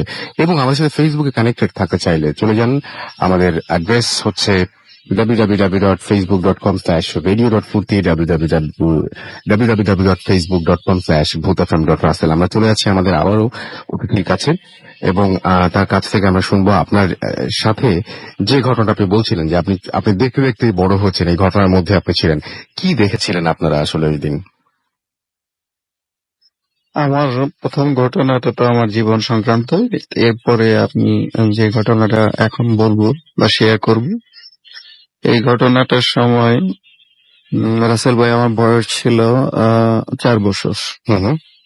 তখন আমরা ছিলাম 3 ভাই 1 বোন। ঘটনাস্থল ময়মনসিংহ যথারীতি। আর এটা হলো চুপসার দরবার যে বলে একটা মাজার আছে ময়মনসিংহ, সেই মাজারের অপোজিটে আমাদের বাসা ছিল, ভাড়া বাসা অবশ্যই, টিনের 2টা রুম। তো আমার আব্বা কাছাকাছি অফিস ছিল, আনসার অ্যাডজুটেন্ট ছিলেন উনি। তো একদিন ওই ঘটনাটা ঘটেছিল আপনার যেদিন, ওই দিন ঘুটঘুটে অন্ধকার ছিল রাত্র। তা আগেই বলা হয়েছে যে আমার মায়ের সাথে জিনের আসর ছিল বা ভর করতো মাঝে মধ্যে। ওই পরিবেশটা আমরা দেখতাম, মাঝে মধ্যে খুব ভয় পেতাম, খুবই ভয় পেতাম। যে হাতটা শূন্যের থেকে মাটির মধ্যে মা মাঝে মধ্যে ছুঁড়ে মারতেন, আচ্ছা, বা অসংলগ্ন কথাবার্তা মাঝে মধ্যে বলতেন, যেগুলি দেখে আমরা বাচ্চা মানুষ খুব ভয় পেয়ে যেতাম আর কি। ওকে। তো যেদিন রাত্রে এই ঘটনা, যাই হোক, আমি আরেকটা কথা বলতে ভুলে গেছি, সেটা হলো যে ওই জিন যে আসর করতো মার সাথে কন্টিনিউ ছিল। তো এইটা ছাড়ানোর জন্য মাঝে মধ্যে আমার আব্বা ওই যে ফকির বা দরবেশ কিংবা কোনো হুজুর টুজুর ওনাদের নিয়ে আসতেন। তো এইটা ওই জিনটা খুব একটা, তো যার কারণে ওই জিন ক্ষতি করার চেষ্টা করতে মাঝে মধ্যে। তো ওই দিন রাত্রে ক্ষতিটা একটু বেশি করে ফেলে। তো ওই দিন সন্ধ্যায় মাগরিবের সময় আপনার নামাজ পড়ে আব্বা তসবিহ করতেছিলেন এক রুমে, আর এক রুমে আমার বড় যে ভাই বোন ওই 2জন পড়তেছিল রিডিং রুমে। তো আমরা 2 ভাই যে ছোট ছিলাম খুনসুটি করতেছিলাম, মায়ের সাথে বসে মা রান্না করতেছিলেন। এমন সময় দরজার মধ্যে কেউ এসে এমন ঢাম করে শব্দ করে ঠাস করে দরজার মধ্যে মনে হয় যে লাথি মেরে কেউ দরজা একেবারে ভেঙে ফেলছে, খুব শব্দ করে দরজা খুলে ফেল। এতে আমার আব্বা খুব শব্দ করে জিজ্ঞেস করে, এই ওখানে কে কে দরজা খুললি? কিন্তু কোনো সারা শব্দ নাই, কোন রকম কোনো সাউন্ড নাই ওই দিক থেকে। আবার জিজ্ঞেস করছে, কোনো সাউন্ড নাই। তো হঠাৎ করে আমার যে বড় 2 ভাই বোন যারা লেখাপড়া করতেছিল ওদের আত্মচিৎকার, আব্বা আমাদের বাঁচান, আব্বা আমাদের বাঁচান, আমাদের সাদা রঙের ভূত কাপড় পর আমাদের ধরে ফেললো, মেয়ে ফেললো, খেয়ে ফেললো, এইরকম শব্দ। তো আমরা তো ভয়ে গুটি সুটি মেরে মাকে ধরে একদম কাঁপাকাঁপি করতেছি। তখন আব্বা নামাজ থেকে উঠে ওই 2 ভাই এবং বোনকে বাঁচানোর জন্য আপনার 2টা লাঠি একটা লাঠি হাতে নিয়ে তো ওই রুমে আপনার যাওয়ার জন্য যখনই পা রাখছে চৌকাঠের পরে ওই রুমে গেছে, তখন হঠাৎ করে খেয়াল করে যে আপনার ফ্লোরের মধ্যে একটা গোল একদম রাউন্ড একটা একদম নিকোষ কালো অন্ধকার একটা ছায়া। আচ্ছা। তো ওই ছায়াটা ওই সময় পড়ার মতো কোনো কিছুই আশেপাশে ছিল না। ওইখানে আপনার বিদ্যুতের ভাল্ব চলতেছিল, হুম আর ফ্লোরটা ছিল একদম পাকা। তো যাই হোক, এটার দিকে খুব একটা মনোনিবেশ না করে আব্বা ওদেরকে বাঁচানোর জন্য যেই আপনার সামনের দিকে একটু যাইতেছিল, হঠাৎ করে ওই আপনার কালো ছায়ার মধ্যে পাটা পড়ে যায়। কালো ছায়াটার মধ্যে। হ্যাঁ। আচ্ছা। তো পাটা পড়ে যাওয়ার সাথে সাথেই আব্বার মুখ থেকে শোনা যে আব্বার মনে হলো যেন একটা তুলার বস্তা যে থাকে একদম নরম, হুম সেখানে আব্বার পাটা পড়ে গেল। আচ্ছা পড়ে যাওয়ার সাথে সাথে আব্বা একদম ফ্লোরে পড়ে যায়। আচ্ছা। তখন ওই ফ্লোর থেকে আবার উঠতে পারতেছেন। এদিক দিয়ে আমার ভাই বোন ওরা দুইজনকে ধরে খুব কাঁপাকাঁপি করতেছে, একদম চোখ অন্ধকার, মানে চোখ একদম বন্ধ করে হুম খুব কাঁপাকাঁপি করতেছে দুইজন, এবং খুব চিল্লাচিল্লি করতেছে, চিৎকার করতেছে তখনও। হুম তো এমন সময় আমার মাকে আব্বার ডাক দিছে যে এই তুমি এখানে আসো তো, আমি তো উঠতে পারতেছি না, কি ব্যাপার? আচ্ছা। তখন মা আমাদের দুজনকে সাথে নিয়ে তখন ওখানে গেছে, গিয়ে আব্বার হাঁটুর যে নিচে ওখানে যেখানে দেখাই দিতেছে যে এখানে আমার সমস্যা মনে হচ্ছে, হুম ওখানে হাত দিয়ে দেখে যে একদম নরম, মনে হয় যে ভিতরে কোনো হাড্ডি কিছু নাই। তো ভালোভাবে তারপরে হাত দিয়ে দেখে যে ওখানে একদম পাটা একবারে ভিতরে ভেঙে গেছে, একদম আচ্ছা। মানে খণ্ড বিখণ্ড হয়ে গেছে, কিন্তু রক্তপাত হয় নাই কোনো। আচ্ছা। তারপরেও আব্বার উঠতে পারতেছিল না। তখন আমরা ভাই বোন সবাইকে ধরে খুব কাঁপাকাঁপি করতেছিলাম, খুব ভয়ের মধ্যে তখন পড়ে গেছি। চতুর্দিক দিয়ে কখন কোন দিক দিয়ে কাকে ধরে কাকে মেরে ফেলে এরকম একটা ভয় চলতেছিল আমাদের ভিতরে। তো তখন এই অবস্থায় আমাদের অনেক সময় পার হয়ে যায়। পরে আমার মা দুর্দান্ত একটু সাহস করে পরে দরজা খোলে। হুম দরজা খুলে বাসার বাইরে বারান্দায় দাঁড়িয়ে আশেপাশে যারা প্রতিবেশী আছে ওনাদের সবাইকে খুব জোরে শব্দ করে ডাকে যে আপনারা আসেন, আমাদের যে অনেক বিপদ হয়ে গেছে। আচ্ছা। পরে পাড়া প্রতিবেশী যারা মহল্লায় ছিল ওরা এগিয়ে আসে, আমার আব্বাকে সবাই পছন্দ করত। হুম সে সমস্ত ঘটনা শুনলো, শোনার পরে ওরাও অনেকটাই ভয় পেয়ে গেল, হুম সবার ভিতরে এই ভয়। তারপরে ওনারা আলাপ আলোচনা করে সিদ্ধান্ত নিলেন যে আমার আব্বাকে হসপিটালে নিতে হবে। তো হসপিটালাইজ করার জন্য তারপরে রাত্রি 1:30টার দিকে ওনারা আব্বাকে নিয়ে চলে গেলেন। এখন আমাদের বাসায় যে কেউ থাকবেন সেই সৎসাহস কারোর নেই। আচ্ছা। সবাই মোটামুটি বিদায় নিয়ে চলে গেলেন। তা আমরা দরজা দিয়ে খিল দিয়ে সবাইকে ধরে ওই কাঁপাকাঁপি করতেছি, এই অবস্থায় চলতেছিল। তো আপনার 3টা বা 3:30টার দিকে আবার দরজায় না, তখন মনে হলো যে আবার বোধহয় জিনটা আবার ফিরে আসছে। তখন বাইরে থেকে তখন বলতেছে যে খালাম্মা দরজা খোলেন, আমি হসপিটাল থেকে এসেছি। আচ্ছা।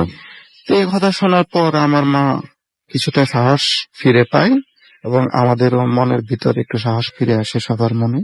তো দরজাটা আল্লাহর নাম নিয়ে খুলে দেয়। খুলে দেওয়ার পরে জলজন্ত একজন মানুষ উনি ঢুকেন, ঢুকে বলে পরিচয় দেন যে আমি আপনাদের এলাকার ওই হসপিটালে চাকরি করি, যে হসপিটালে ছাড় আছেন, তা আপনাদের নিয়ে যেতে বলছেন। তখন রান্নাঘরে আমার মা যায়, গিয়ে দেখে যে ভাত পুড়ে ছাই হয়ে গেছে, যাও একটু অল্প ছিল, সেই ভাত নিয়ে আব্বার ওখানে আমরা চলে গেলাম। তা আমরা চলে যাওয়ার পর আব্বার তো সে কি কান্না, সবাইকে জড়িয়ে ধরে। আর তার ধারণা ছিল যে আমি তো চলেই আসছি, জিন বোধহয় সবাইকে শেষ করে দিছে। এর কিছুক্ষণ পরে পাশের মসজিদে আপনার ফজরের আজান পড়ে যায়। তো এইভাবেই আমাদের সেই দুঃখের রাত্রি শেষ হয়। আচ্ছা, তাহলে আপনি যে বলছেন এই যে আপনার এই জিনটার কথা আপনার তো চোখের সামনে দেখেছেন, আপনার জন্ম থেকে আপনি বলছেন যে আপনার মার সাথে কোনো একটা ঘটনা ঘটেছিল যার জন্য আজকে আপনার এই অবস্থা। যারা বিশ্বাস করেন না যে না এরকম কিছু হতে পারে, খুব বেশি এগুলো খুব উদ্ভট লাগে, যখন কেউ বলেন যে না এরকম হওয়া সম্ভব না, তাদেরকে আপনি কি বলবেন আসলে? না, আমি বলতে চাই যে জিন সংক্রান্ত যে বিষয়, এটা অবিশ্বাস করার আমরা যারা মুসলিম মোটেও কোনো সুযোগ নেই। না, কিন্তু আপনি দেখেছেন এটা, জিন হয়তো বিশ্বাস করে, জি হ্যাঁ, কিন্তু কেউ দেখেছে, তখন তখন জিনিসগুলো তাদের কাছে খুব আজব লাগে যে এরকম হয় নাকি, তখন কি মনে হয় আপনার? না, এরকম হয়, হচ্ছে, কন্টিনিউ এখনো হচ্ছে। ওকে, অনেক ধন্যবাদ আপনাকে আপনার ঘটনার জন্য। আমরা আমাদের পরবর্তী অতিথির কাছে যাব, তার আগে চট করে কিছু SMS পড়ে মহসিন আমাদের মিরপুর 11 থেকে লিখেছেন, মনে হচ্ছে শুক্রবার রাত আসলে ভূতেরা সব জেগে ওঠে। আচ্ছা, মৃদুল কুষ্টিয়া থেকে আমাদের SMS করেছেন, ভূত FM শুনছেন, ভালো লাগছে। অনামিকা ফরিদপুর থেকে আমাদের SMS করেছেন, স্টোরিগুলো তার কাছে ভালো মনে হচ্ছে। আমাদেরকে FM ডক্টর আসিফ সিলেট থেকে SMS করেছেন। এছাড়া আরিফ এবং তার ওয়াইফ রুম্পা হবিগঞ্জ থেকে SMS করেছেন। ইহাম মিরপুর 6 থেকে SMS করেছেন। সাফিন মেহেরপুর থেকে আমাদের SMS করেছেন। শুদ্ধ আমাদের SMS করেছেন এবং তিনি কিছু ঘটনা নিয়ে আসতে চান ভূত এফএম নেক্সট উইকে ফ্রম মোহাম্মদপুর আদাবর। আপনি যদি আসতেই চান তাহলে আপনি এখনই ইমেল করে ফেলুন, অ্যাটলিস্ট একটা ঘটনা আপনাকে পাঠাতে হবে এবং সেই ঘটনাটা সিলেক্টেড হলে, অথবা দুটা পাঠালে সুবিধা, একটা নাম সিলেক্ট হলে সেকেন্ডটা হবে। সো আপনি যদি পাঠাতে চান তাহলে এখনই পাঠিয়ে ফেলুন এবং আপনার ঘটনা যদি সিলেক্টেড হয় ডেফিনেটলি ইউল গেট এ কল। এবং এছাড়া আমাদেরকে সাদমান লিখেছেন যে আচ্ছা, তিনি বলছেন যে তার কাছে ভালোই লাগছে। তাসবির আমাদের SMS করেছেন। এছাড়াও আমাদের রোমান্টিক ভূত SMS করেছেন নারায়ণগঞ্জ থেকে, এবং আমাদেরকে সানি 69 বোট বাজার থেকে SMS করেছেন। ভূত FM চরম মজার এবং ভয়ের হচ্ছে, এনজয় করছেন তিনি। এছাড়াও আমাদেরকে তামিম SMS করেছেন পুলিশ লাইন ময়মনসিংহ থেকে। এছাড়াও আমাদেরকে সুমন SMS করেছেন আমাদেরকে পাখি রাজশাহী থেকে। এছাড়া আমাদের নাদিম SMS করেছেন সিলেট থেকে। সামিয়া ঢাকা থেকে আমাদের SMS করেছেন। পান্না ময়মনসিংহ থেকে SMS করেছেন এবং আমাদেরকে SMS করেছেন সুমন। এছাড়াও আমাদেরকে পূর্ণা SMS করেছেন। এছাড়াও আমাদের SMS করেছেন দেখতে পাচ্ছি আরো অনেকেই, আনু, হিয়া, অরণ্যার ময়মনসিংহ থেকে SMS করেছেন। শাহরিয়ার আমাদের SMS করেছেন বসুন্ধরা থেকে। এছাড়াও আমাদেরকে দেখতে পাচ্ছি যে আচ্ছা, তিনি আজকে একা তিনি ভূত এফএম শুনছেন এবং ব্যাকগ্রাউন্ড মিউজিকটা তার কাছে অসাম না বলে ডাবল অসাম লাগছে তার কাছে। সুমন আমাদের SMS করেছেন আমাদেরকে, রিতম সহ আরো অনেকে। আপনি যদি SMS করতে চান মোবাইলের মেসেজ অপশনে গিয়ে টাইপ করুন ফুর্তি, FORTI ফুর্তি, স্পেস দিয়ে লিখুন আপনার নাম, স্পেস দিয়ে আপনার মেসেজ পাঠিয়ে দিন 840 নাম্বারে। উম্মে সালমা উষা লিখেছেন যে বন্দুকের গুলি মিস হতে পারে, বাট ভূত এফএমে কোনো কমেন্ট করে তার মিস হয় না।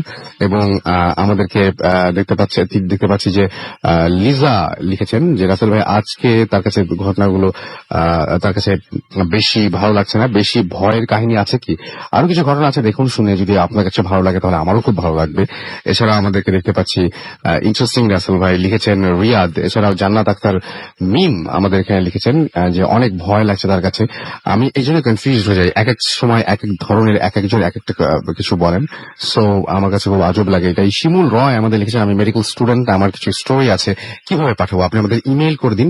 আমাদের ইমেল অ্যাড্রেস হচ্ছে bhutfm@radiofurti.fm, which is BHWTFM@radiofoorti.fm। আপনার নাম, ঠিকানা এবং ফোন নাম্বার সহ আপনার জীবনে ঘটে যাওয়া বা আপনার জানা সেরা ঘটনাগুলো লিখে পাঠিয়ে দিন আমাদের কাছে এই অ্যাড্রেসে। আমাদেরকে এছাড়া দেখতে পাচ্ছি স্বপ্ননীল SMS করেছেন, এখানে কমেন্ট করেছেন, আরো কমেন্ট করেছেন আমাদের এখানে দেখতে পাচ্ছি খাদেমুল ইসলাম। এছাড়াও আমাদের এখানে সুমিত হোসেন আমাদের এখানে কমেন্ট করেছেন, আরো অনেকেই কমেন্ট করেছেন। সুতরাং আপনি যদি কমেন্ট করতে চান বা ফেসবুকে আসতে চান তাহলে চলে যান www.facebook.com/radio.furti। আমরা চলে যাব আমাদের পরবর্তী অতিথির কাছে। আপনার নামটা প্লিজ একটু বলবেন এবং আপনি কোথা থেকে এসেছেন, তারপর আপনার ঘটনায় যাব আমরা।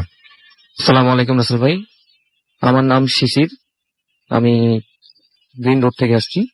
শুনি আপনার ঘটনা। রাসেল ভাই, আমার এই ঘটনাটা মোহাম্মদপুরের যেই ঘটনাটা ওইটা আমি ফার্স্ট বলেন শুনি। এই ঘটনাটা মোহাম্মদপুরের বাবর রোডের একটা বাড়িকে কেন্দ্র করে ঘটনাটা মূলত।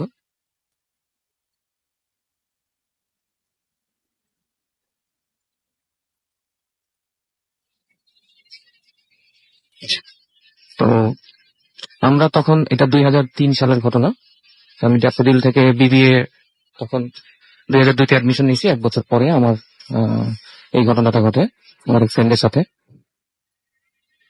তো আমরা ঘটনায় চলে যাই। আমার ফ্রেন্ড 2003 সালে অ্যাডমিশন নেয় CSC ডিপার্টমেন্টে। তো তার বাড়ি ব্রাহ্মণবাড়িয়াতে। তো সে প্রথম আসার পরেই ঢাকাতে বাবর রোডে বাসাটা ভাড়া নেয়। তো বাসা ভাড়া নেওয়ার পরই সে প্রথম দিন আমাদেরকে জানায় যে বাসা ভাড়া নিছে, তো আমরা যে তোর বাসায় যাই। তো প্রথম দিন বাসায় স্বাভাবিক আমি আর আমার এক ফ্রেন্ড বাসায় গেছি। যাওয়ার পরে বিকেলে 5:30টার দিকে ওর বাসায় আমরা পৌঁছাই। হুম সারাদিন ক্লাস ছিল, হুম 4:30 পর্যন্ত আমাদের ক্লাস ছিল। ক্লাসের পরে আমি আর আমার আরেক ফ্রেন্ড ফিরোজ, আমরা দুজন একই সাথে ওর বাসায়। আচ্ছা তো বাসায় পৌঁছানোর পরই দেখি হিমেল উপর থেকে নিচে নেমে আসছে, বসে আচ্ছা আসছো, আমি একটু আমার কাজ আছে, আমি কাজ ছেড়ে আসতেছি, তোমরা চাবি না, উপরে যাও, রেস্ট করো। তো আমার আরেক ফ্রেন্ড ছিল ফিরোজ, ও বলতেছে যে ওর পাশেই ওর কাজিনের একটা বাসা আছে, তো বলছে যে আমি একটু বাসা থেকে আসতেছি, তুই উপরে যা, আমি কিছুক্ষণ পরে আসতেছি। আচ্ছা ঠিক আছে। তো আমি একাই দোতলায় বাসায় উঠলাম। তারপরে বাসাটা খোলার সাথে সাথেই দেখলাম যে বাসাটা একটু 5 কাঠা জায়গার উপর বাড়িটা, কিন্তু আপনার বাড়ির যে একটা ইউনিট হুম 5 কাঠার উপর হলেও কিন্তু বাড়িটা হচ্ছে একটা ইউনিটে। আচ্ছা তো আমি দরজা খোলার সাথে সাথে দেখলাম যে বাসাটা ভিন্ন রকম, একদম লম্বা প্যাসেজের লাস্ট মাথায় হচ্ছে মাস্টার বেডরুম সহ একটা বাসা রুম, হুম আর তার লাস্ট মাথায় হচ্ছে বড় বারান্দা সহ আরেকটা রুম, এবং এরপরে আরেকটা রুম, তারপর রুম, মানে টোটাল 4-5টা রুম। আচ্ছা এবং ডান দিকে হচ্ছে আপনার রান্নাঘর। তো স্বাভাবিকভাবে আমি ভিতরে যে রুমটা যাই দেখি নতুন বাসা নিছে, মাত্র 1 তারিখে উঠছে সে। তো জাস্ট নিচে ফ্লোরে 2টা বেড বিছানো। তো আমি যাই মোটামুটি সারাদিন ক্লান্ত, তো আমি বসলাম বিছানায়। বসার পরই আমার ঘুমে অনেক কষ্ট। তো ঘুমের যখন আমার ঘুম চলে আসে প্রায় হাফ এন আওয়ারের মতো, তো আমি পরে নোটিস করলাম যে দরজা কেউ অনেক জোরে জোরে নক করতেছে। আমি 5:30 শুয়েছি, ওইটা দেখি যে আপনার অন্ধকার হয়ে গেছে তখন মোটামুটি। তো দৌড়ে দরজা নক করতেছে, তো আমি তাড়াহুড়া করে দরজা খুললাম, দেখলাম যে দুজন ফ্রেন্ড বাইরে গেছিল আর কি, ফিরোজ আর হিমেল। হুম ওরা এসে বলতেছে কি ব্যাপার, কি সমস্যা তোমার, দরজা আমি এতক্ষণ যাবত নক করতেছি ভিতর থেকে, মোর দেন 15 মিনিটস, তো ওয়ার ইউ বিন। তো আমি বললাম যে আমি তো রুমের ভিতরে ছিলাম। তো আমি নিজেকে আবিষ্কার করলাম যে আমি ঘাইমা পুরো শরীর আসল ভাই আমার একদম ঘাইমা। নিশ্চয়ই কোনো সমস্যা হচ্ছে, তুমি বলো, তুমি লুকাও। তো আমি বলি কই না, আমার সাথে এরকম কিছু হয় নাই, তো তোমরা ভিতরে আসো, জাস্ট ফিল ফ্রি। তোরা ভিতরে আসলো, আসার পরে হিমেল আবার বিভিন্ন রুমে গেল, যে চেক টেক করছে, লাইট টেক জ্বালাই দিছে। হুম এর 2 দিন পরে হিমেল বাজার করে চিনি নিয়ে আসতো, ওর প্রায় 1-1.5 কেজির মতো চিনি, ও আবার চা খায়। তো নিজে ওই রুমে আরেকটা ফ্রেন্ডসও থাকতো, তো ওই মাসের বাজারটা একবার করে নিয়ে আসতো। এখন ও চিনি নিয়ে আসার পরে ওর মুখ থেকে শোনা, তো বলতেছে যে চিনি আনছি, 1 দিন বা 2 দিন পরে দেখি ওই বাসায় চিনি নেই। তো বুয়ার সাথে ওর প্রচন্ড পরিমাণে একটু সমস্যা হয়, তো জিজ্ঞেস করে যে আমাদেরকে পরে জানায় যে এরকম চিনি নাই বাসায়, তো কি করব। তো এই ধরনের ঘটনা নিয়ে একটা বুয়ার সাথে ওর ভালো সমস্যা হয়। পরে আমরা যাওয়ার পরে দেখি যে এই ধরনের ঘটনাগুলো নিয়ে বুয়ার সাথে প্রচন্ড আর্গুমেন্ট হয়েছে। তো পরে এক পর্যায়ে ও আর কিছু বলে নাই। যাই হোক, পরের দিন আবার গেছে বাজারে যাওয়ার পরে 1/2 কেজি চিনি আবার নিয়ে আসছে। নিয়ে আসার পরে ওই চিনিটা সে নিজে কি করছে, বয়মের ভিতরে সে রাখছে, হ্যাঁ, তার নিজের রুমে রাখার পরে জাস্ট আধা ঘন্টা, সরি 1 দিন পরে সে দেখে যে ওই বয়মে আর তার নাই, মানে ওই চিনিগুলার নাই। এবং সে নিজের আগে ওই দিন রাত্রি তার বোবা ভূতটাকে ধরার একটা প্রবণতা ছিল, এবং সে দেখছে যে সারা রাত তার ওই বোবা ভূতে তাকে ওই বাসায় সমস্যা করছে, এবং সে দেখছে যে সে ঘামে একদম, মানে সারা রাত প্রচন্ড পরিমাণে সমস্যা হয়েছে। এবং পরের দিন সকালে ওইটা দেখে যে ওই বয়মের ভিতরে যে চিনিগুলো রাখছে ওর মধ্যে 10% চিনি নাই, অল্প একটু চিনি ওই বয়মের ভিতরে আছে। তো সাথে সাথে সে কি করলো, আমাদেরকে ফোন দিছে এবং দারোয়ানকে জানাইছে যে মামা এই ঘটনা, আমার বাসায় এগুলো সমস্যা হচ্ছে। তখন সে নিজে বিশ্বাস করলো যে বাসায় কোনো একটা প্রবলেম আছে। এটা এমনিতেই বাসাটা অনেক ঠান্ডা। তো পরে দারোয়ান আসার পরে জিজ্ঞেস করলো যে মামা কি হয়েছে। তখন বিস্তারিত ঘটনা শোনার পরে দারোয়ান বললো যে ঠিক 6-7 বছর আগে একটা হিন্দু ছেলে, আমরা যে রুমটায় ছিলাম ওই রুমে ফাঁসি দিয়ে মারা গেছে, সুইসাইড। আর তারপরে ওই ঘটনার পরে ওইখানে একটা নতুন দম্পতি বাসা ভাড়া নেয়, ওদের 1 মাসের মাথায় ডিভোর্স হয়ে যায়, completely divorce. Immediate after that আরো 2টা ফ্রেন্ড এরকম ওই বাসাটা ভাড়া নেয়, ওদের মধ্যে মানে প্রচন্ড পরিমাণে ঝগড়া হয় রাসেল ভাই। মানে ঝগড়া হওয়ার পরে এক পর্যায়ে ওরা মানে দুজনের মধ্যে জাস্ট কমপ্লিটলি ভেদাভেদ হয়ে যায় আর কি, বড় একটা কন্ট্রাডিকশন হয়। এরপরে অনেকদিন বাসাটা নেওয়া, মানে ভাড়া হওয়া ছিল না আর কি বাসাটা। আফটার 2 or 3 years ওই বাসাটা পরে আমার এই ফ্রেন্ড আবার ভাড়া নেয়। তখন এই ঘটনা শোনার পরে সাথে সাথে সে ওই বাসাটা ছেড়ে দেওয়ার জন্য ডিসিশন নেয়, এবং আমরা পরের মাসে ওকে আরেকটা জায়গায় বাসা শিফট করি আর কি। অনেক ধন্যবাদ আপনাকে আপনার ঘটনার জন্য। আমি আমাদের পরবর্তী ঘটনায় যাব এবং আমাদের এই ঘটনাটা একটা ইমেল, এবং সেই ইমেলের মাধ্যমেই যিনি ইমেলটা পাঠিয়েছেন তার পক্ষে স্টুডিওতে আসা সম্ভব না। তার প্রধান যে কারণটা, সেই কারণটা হচ্ছে যে তিনি ইমেলটি পাঠিয়েছেন ইন্ডিয়া থেকে। আমি পড়ছি ইমেলটা, আপনারা একটু শুনবেন। বিশেষ করে যারা ফটোগ্রাফি করেন তাদেরকে কাছে এই ইমেলটা একটু অন্যরকম লাগবে বলে আমার মনে হয়। যাই হোক, আমি বলছি, হাই গাইস, আমি সুপ্রিয় শর্মা ফ্রম ইন্ডিয়া। আমি ত্রিপুরায় থাকি। আমি এখন যে ঘটনাটি বলবো সেটা আমার সঙ্গে ঘটে যাওয়া একটি ভয়ঙ্কর ঘটনা, এবং ঘটনাটি আমার সঙ্গে যেভাবে ঘটেছিল আমি ঠিক সেভাবে বলছি। আমি প্রফেশনালি একজন ফটোগ্রাফার এবং ফটোজ নিয়ে নিজের লাইফ গড়ব বলে গত 2 বছর আগে আমি আর আমার ফ্রেন্ড একটি জায়গায় ফটোশুট করতে যাই, এবং কোনো একটা কারণে আমি জায়গাটার নাম উল্লেখ করতে অনিচ্ছুক। আমরা প্রথমে একটি গ্রামে যাই এবং ফটোশুট করার জন্য সেখানে যাই। আর বলে রাখা ভালো যে আমরা সেই জায়গাটায় ফার্স্ট গিয়েছিলাম, কিন্তু সেখানে গিয়ে একটা ক্রিটিক্যাল একটা ঘটনা শুনছি, যেটা হলো যে আমরা যে গ্রামটাতে গিয়েছিলাম সেখানে নাকি মানুষের ছবি তোলা নিষেধ। কেন নিষেধ তা জানার জন্য অনেক ট্রাই করলাম, বাট কেউ কিছু বললো না। তারপর আমরা অন্য একটি জায়গায় যাই, এবং কারণ আমাদের হাতে বেশি টাইম ছিল না, সো আমরা টাইম নষ্ট না করে আমাদের কাজ শেষ করি।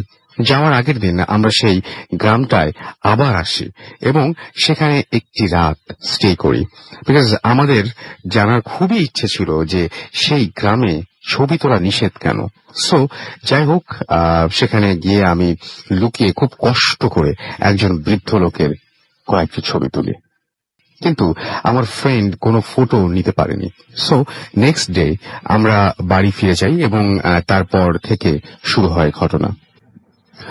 ঘরে আসার পর আমি সব ফটোস পিসিতে ডাউনলোড করি এবং পিসিতে নেই এবং ট্রান্সফার করি, এবং বাট লক্ষ্য করার বিষয়টি ছিল এরকম, লক্ষ্য করার যে বিষয়টি সেটা ছিল এরকম যে আমি বিষয়টি ছিল এরকম যে যে বৃদ্ধ লোকের ছবি নিয়েছিলাম তা আমার ক্যামেরায় ছিল না। আমি সম্পূর্ণভাবে ব্ল্যাঙ্ক হয়ে গিয়েছিলাম, সেই ফটোগুলো কোথায় গেল।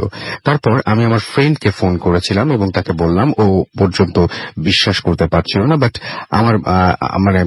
আমার মনে রেখে কি হবে তা ভেবে আমরা এটার মনে রেখে কি হবে ভেবে আমরা বিষয়টা এগিয়ে গেলাম। তার 4 থেকে 6 মাস পর আমি আমার ফ্রেন্ডদের সাথে হ্যাং আউট করতে একটা জায়গায় যাই, এবং আসার সময় একটা জায়গায় বাইক থামিয়ে আমরা মোবাইল দিয়ে আমি আর আমার 2 জন ফ্রেন্ড কিছু ফটো তুলি। বাড়ি এসে ঘুমানোর আগে আমি সেই ছবিগুলো দেখছিলাম, বাট যা দেখছিলাম তা বলে বোঝানো যাবে না, দেখবো বলে কখনো আশা করিনি। আমি দেখলাম যে আমাদের ছবিতে, প্রত্যেকটা ছবিতেই সেই বৃদ্ধ মানুষটা আমার এক সাইডে দাঁড়িয়ে আছে। এটা দেখে আমি প্রচন্ড ভাবে ভয় পাই। পরের দিন সকালবেলায় এই ফটোটা আমার ফ্রেন্ডকে দেখাই, বাট সে বলেছিল যে আমি নাকি মজা করছি, ফটো এডিট করে আমি এই মজাটা করছি, এবং সে আমাদেরকে বলে যে আমাদেরকে বকে এবং রেগে চলে আসি, এবং সে আমাকে বকে, এই কারণে আমি রেগে চলে আসি। আসার পর আমি কাজে যাই। সন্ধ্যাবেলা বাসায় ফিরে শুনলাম মা বাবা নাকি 2-3টার জন্য পিসির বাড়ি যায়। এই লাইনটার মানে অবশ্য বুঝিনি আমি। বাড়িতে শুনলাম মা আর বাবা নাকি 2-3 এর জন্য, 2-3 দিনের জন্য হয়তো পিসির বাড়ি যাবে, এরকম কিছু একটা বুঝতে গেছেন। এবং বাড়িতে শুধু আমি আমার ছোট ভাই ছিলাম সেদিন, কোনো কিছু করার ছিল না, তাই আমি সেদিন একটু তাড়াতাড়ি ঘুমিয়ে পড়ি। হঠাৎ মাঝরাতে আমার ঘুম ভেঙে যায়। মোবাইলটা হাতে নিয়ে দেখি 3:26 বাজে। মোবাইলটা রেখে আমি আবার ঘুমিয়ে পড়ার ট্রাই করি, কিন্তু তখন আমার কিছুতেই ঘুম আসছিল না। একটু পরে আমি ফিল করি কেউ একজন স্মোক করছে, কিন্তু অবাক করার ঘটনাটা হলো আমার বাড়ির কোনো মেম্বার স্মোক করতো না, আর সেদিন বাড়িতে আমি আর আমার ভাই ছাড়া কেউ ছিল না। গন্ধটা প্রথমে হালকা ছিল, বাট কিছুক্ষণ পর আসছিল না। তারপর আমি বিছানায় থেকে উঠে লাইটটা জ্বালাই এবং পুরো বাড়িটা ভালো করে চেক করি, বাট কোথাও কিছু ছিল না। যাই হোক, আমি আবার শুয়ে পড়ি এবং সকালে উঠে কাজে চলে যাই। সেদিন কাজ শেষ করে বাড়ি ফিরতে লেট হয়ে গিয়েছিল, এবং আমি বাড়ি এসে ঠিক ঘরে ঢুকবো তেমনি আমার ছোট ভাই হঠাৎ চিৎকার করে ওঠে। আমি দরজায় নক করা মাত্র ও দৌড়ে আসে এবং দরজা খুলে সেন্সলেস হয়ে মাটিতে পড়ে যায়। তৎক্ষণাৎ আমি আমার মাকে ফোন করি এবং সকালে যখন ওর জ্ঞান ফেরে আমরা সবাই তার সামনে বসেছিলাম এবং আমার মা বলল যে কি হয়েছিল তোমার কালকে। ও যেভাবে বলল তা হলো এরকম যে সে নাকি কোনো একজন বৃদ্ধ মানুষকে দেখেছিল তার রুমে বসে স্মোক করতে, তাই ও ভয় পায়। তারপর মা কবিরাজ এনে যা যা করতে হয় তা করলো এবং তার কিছুদিন ভালোই ছিল। বাট এক রাতে স্বপ্ন দেখছিলাম যে সেই বৃদ্ধ মানুষটা আমাকে ডাকছিল বাথরুমের দিকে যাবার জন্য। আমি এত ভয়ঙ্কর স্বপ্ন কখনো দেখিনি। লাস্ট পর্যন্ত আমার ঘুম ভেঙে যায় এবং আমি বাথরুমে যাবার সাহস পর্যন্ত পাচ্ছিলাম না। বাট আমি তা সত্ত্বেও খুব কষ্ট করে যাই এবং তাড়াতাড়ি করে বাথরুমের লাইটটা জ্বালাই এবং বাথরুমে ঢোকার পরে যখন ঢোকা মাত্র আমি স্মোকের গন্ধ পাই এবং সেটা আবারও পেতে শুরু করি এবং আমি ভাবলাম খুব হয়েছে, আজকে যা হবার হোক, আমি আজকে দেখব। এই বলে আমি গন্ধটা ফলো করতে করতে বাথরুমের উইন্ডো পর্যন্ত আসি এবং উইন্ডো দিয়ে বাইরে দেখলাম এবং যা দেখলাম তা বললে গায়ের লোম শিউরে ওঠে এখনো আমার। আমি দেখলাম যে সেই বৃদ্ধ মানুষটা আমার বাড়ির বাউন্ডারির ওপরে বসে স্মোক করছিল এবং আমার দিকে এক দৃষ্টিতে সে তাকিয়ে আছে। তারপর আমার কিছু মনে নেই। পরে শুনতে পাই যে দুদিন পর সেন্স ফিরে আমার এবং আমি আবোল তাবোল অনেক কথা বলতে থাকি। মা এইসব দেখে বুঝে যান যে কি হয়েছে। তারপর আমাকে বিভিন্ন জায়গায় বিভিন্ন কবিরাজের কাছে নিয়ে যায় এবং আমাকে মোটামুটি সারিয়ে তোলে। আমার মনে আছে লাস্ট একটা পণ্ডিত আসে আমাকে, সে বলে যে তোমার সেদিন ফটো তোলাটা ঠিক হয়নি। আমি এই কথা শুনে হতভম্ব হয়ে গিয়েছিলাম এবং আমি বললাম যে কি করে জানলেন আপনি? উনি বললেন যে কেন আমি যেন সেই জায়গার নাম এবং সেই জায়গা সেটার কোনো স্মৃতি যেন আমার কাছে আমি করে না রাখি। এবং আমি এই কথা কয়েকদিন পর আমার ফ্রেন্ডকে জানাই। সে বলল যে সে নাকি কিছুদিন আগে ওই ভিলেজটাতে আবারও গিয়েছিল এবং একটা চেনা লোককে জিজ্ঞেস করে। ওই ব্যক্তি বলল যে এই গ্রামের মানুষজন বিশ্বাস করে যে তাদের ফটো নিলে মরার পর নাকি তাদের আত্মা এই ছবিতে থেকে যায়। আর এই ব্যাপারটা শুনে আমি ফুল শিওর হয়ে যাই যে এই বিষয়টা সত্যি। তাই আমি এই জায়গাটা তার নাম বলতে পারিনি এবং সেই জায়গাটা রিলেটেড সবকিছু মুছে ফেলি।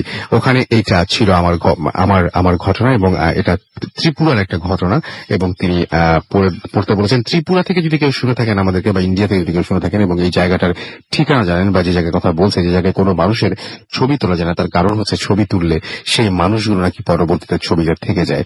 যদি কেউ এটা জেনে থাকেন, এই জায়গার অ্যাড্রেস জানেন, তাহলে অবশ্যই আমাদের জানাবেন। হতে পারে এরকম যে আমরা সেখান থেকে হয়তো ভূত ফিল্ম করতে পারি বা সেই জায়গার কাউকে ইনভাইট করতে পারি স্টুডিওতে, তারা সরাসরি হয়তো আমাদের সাথে এখানে এসে তাদের ঘটনা শেয়ার করতে পারেন। চলে যাবেন একটা ছোট্ট বিরতির পরে আবারও ফিরে আসবো। সেই পর্যন্ত আমাদের সাথে থাকবেন, কোথাও যাবেন না। স্টে টিউনড টু রেডিও ফুর্তি এন্ড ডোন্ট স্টপ দ্য ফুর্তি। Comes alive with grinding force.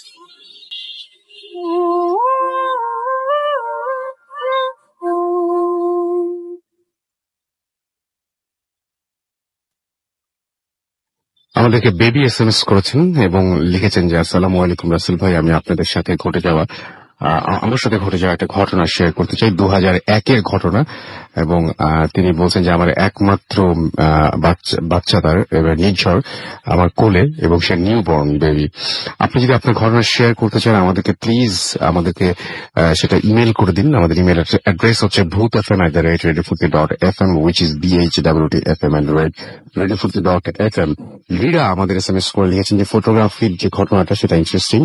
আমাদেরকে এছাড়াও রাসেল লিখেছে বনানী থেকে যে তার কাছে ভালো লাগছে। বৃষ্টি আমাদের SMS করেছেন, ভাই কেমন আছেন? আমি বেশ অনেকদিন ধরে একটা রহস্যময় গন্ধ পাই এবং কেমন গন্ধ ঠিক বলে বোঝাতে পারবো না। আপনি সরাসরি আমাদের ঘটনাটি লিখে পাঠিয়ে দিন এবং আপনি কোথা থেকে আমরা জানি না, বাট যদি আপনি ঢাকার হয়ে থাকেন তাহলে আশা করব যে আপনি নিজেই আমাদের এখানে এসে ঘটনাটি শেয়ার করবেন। পারিসা আমাদের SMS করেছেন আজকে ভূত FM তার কাছে বেশি ভয় লাগছে। পুনম আমাদেরকে বলছেন যে আমাদের এখানে SMS করেছেন এবং আমাদেরকে এখানে SMS করেছেন দেখতে পাচ্ছি লিজন খান এবং এটা তার প্রথম SMS। এছাড়া আমাদের রীতি জামিল সিলেট থেকে SMS করেছেন এবং ফেসবুকে কমেন্ট করছি বাট পাই না, কারণ ওখানে অনেকগুলো ফলস পেজ না। রেডিও ফুলফির পেজটা তো ভেরিফাইড, আপনারা সবাই জানেন। আর আপনাকে যে অ্যাড্রেসটা দিচ্ছি সেই অ্যাড্রেসটা অনুযায়ী গেলে আপনার ফলস পেজ পাওয়ার কোনো কারণ নাই, কারণ আমি লিঙ্কটা আপনাকে বলে দিচ্ছি। এটা হচ্ছে www.facebook.com/ radio.ফুর্তি এবং www.facebook.com/bhutfm.russell। সো এটাতে আপনার 2 নাম্বারই বা কোনো ধরনের অন্য কোনো ফেক পেজে যাওয়ার কোনো কারণ নেই যদি আপনি লিঙ্ক ধরে যান। আমাদেরকে ফয়সাল SMS করেছেন ভেড়ামারা কুষ্টিয়া থেকে, এবং আজকে বৃষ্টি হচ্ছে সেটা তিনি জানিয়েছেন, এবং বৃষ্টির মধ্যে আজকের ঘটনাগুলো কেমন লাগছে সেগুলো আমাদের জানান। আমি অনেকের কাছ থেকে অনেক SMS পাচ্ছি। কাশফিয়া যেমন আমাদের SMS করেছেন, আসলে ভাই কেমন আছেন, আজকের ঘটনাগুলো ভালো লাগছে এবং গোস perfectly with today's weather.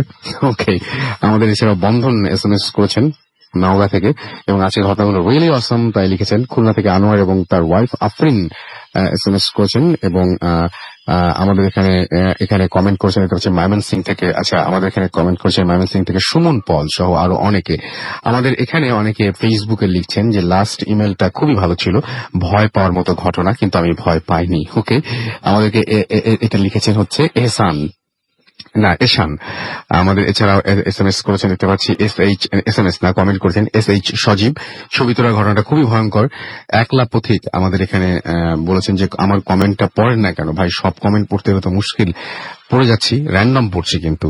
Imran Fahad আমাদের এখানে কমেন্ট করেছেন। এছাড়াও MD হুসাইন খান আমাদের এখানে ইমেলটা প্রশংসা করছেন অনেকেই।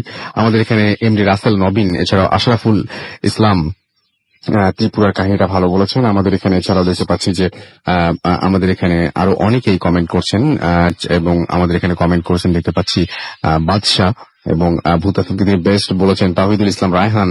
আমাদের এখানে বলছেন অসম স্টোরি। এছাড়াও আমাদের এখানে আরো অনেকেই কমেন্ট করছেন। আপনি যদি কমেন্ট করতে চান আমাদের পেজে চলে যান, লাইক দিন এবং শেয়ার দিন, কমেন্ট করুন, যেটা আপনার ইচ্ছা। আমাদের অ্যাড্রেস হচ্ছে www.facebook.com/radio.ফুর্তি এবং www.facebook.com/bhutfm.russell। আমরা চলে যাব আমাদের পরবর্তী ঘটনায়, আমাদের পরবর্তী অতিথির কাছে। আপনার নামটা প্লিজ একটু বলবেন, তারপর আপনার ঘটনায় যাব আমরা। হাই লিসেনার্স, আমি অরণ্য রিয়ন বলছিলাম। আমি এসেছি ধানমন্ডি থেকে। বাট এখন আমি আমার যে স্টোরিটা শেয়ার করতে চাচ্ছি সেই স্টোরিটা আমি নিজে এক্সপিরিয়েন্স করেছি, এবং এই স্টোরিটা ঘটনাটা ঘটেছে আপনার এই বছরের জানুয়ারির মাঝামাঝির দিকে। তখন ঢাকাতে রাজনৈতিক মানে ঢাকা বলতে সারা বাংলাদেশেই রাজনৈতিক এক অস্থিতিশীল ছিল আর কি, সেটা আমরা সবাই জানি। টানা অবরোধ চলছিল। তো ওই সময়কার একটা দিনে আমি সারাদিন কলেজ শেষে পাশে আসি। তো রাতে হঠাৎ করে 12টা কি 12:30টার দিকে আমার অর্ণব নামে একটা ফ্রেন্ডের একটা ফোন পাই। তো ফোন পাওয়ার পর আমি ফোনটা যখন পিক করি, তো এত রাতে সে আমাকে বলছে যে হসপিটালে যেতে হবে, তার বাবাকে হসপিটালাইজ করতে হবে। তো আমি জিজ্ঞেস করি যে কেন আঙ্কেলের কি হয়েছে। তারপরে অর্ণব বলছিল যে তার বাবা হঠাৎ করে হার্ট স্ট্রোক করেছে, তো তাকে স্কয়ার হসপিটাল আমাকে যেতে বলে, যে ওইখানে হসপিটালাইজ করা হবে। এবং একটা জিনিস বলতে চাই যে আমরা কোনো জায়গার নাম কোনো কিছু আমরা এগুলো না বললে বেটার। আচ্ছা, আমরা মূল ঘটনাটা বলি তাহলে সবচেয়ে ভালো হয়। আচ্ছা, তো ওই হসপিটালটাতে মানে তার বড় বোন 2 দিন আগে অ্যাডমিট করা হয়েছিল আর কি, তার বড় বোনকে। তো তার বড় বোন তখনও ছিল আর কি, এটা ডেলিভারির জন্য আর কি, প্রেগনেন্ট ছিল। তো তারপরে আমি আসলে তখন বাসাতে কাউকে বললে হয়তো আমাকে যেতে দিবে না, কারণ যেহেতু একটু সমস্যা ছিল আর কি, অবরোধ চলছিল। তো আমি কাউকে কিছু না বলে একাই রওনা হয়ে যাই, এবং হ্যান্ড লক করে, ওপাশ থেকে লক করে আমি চলে যাই।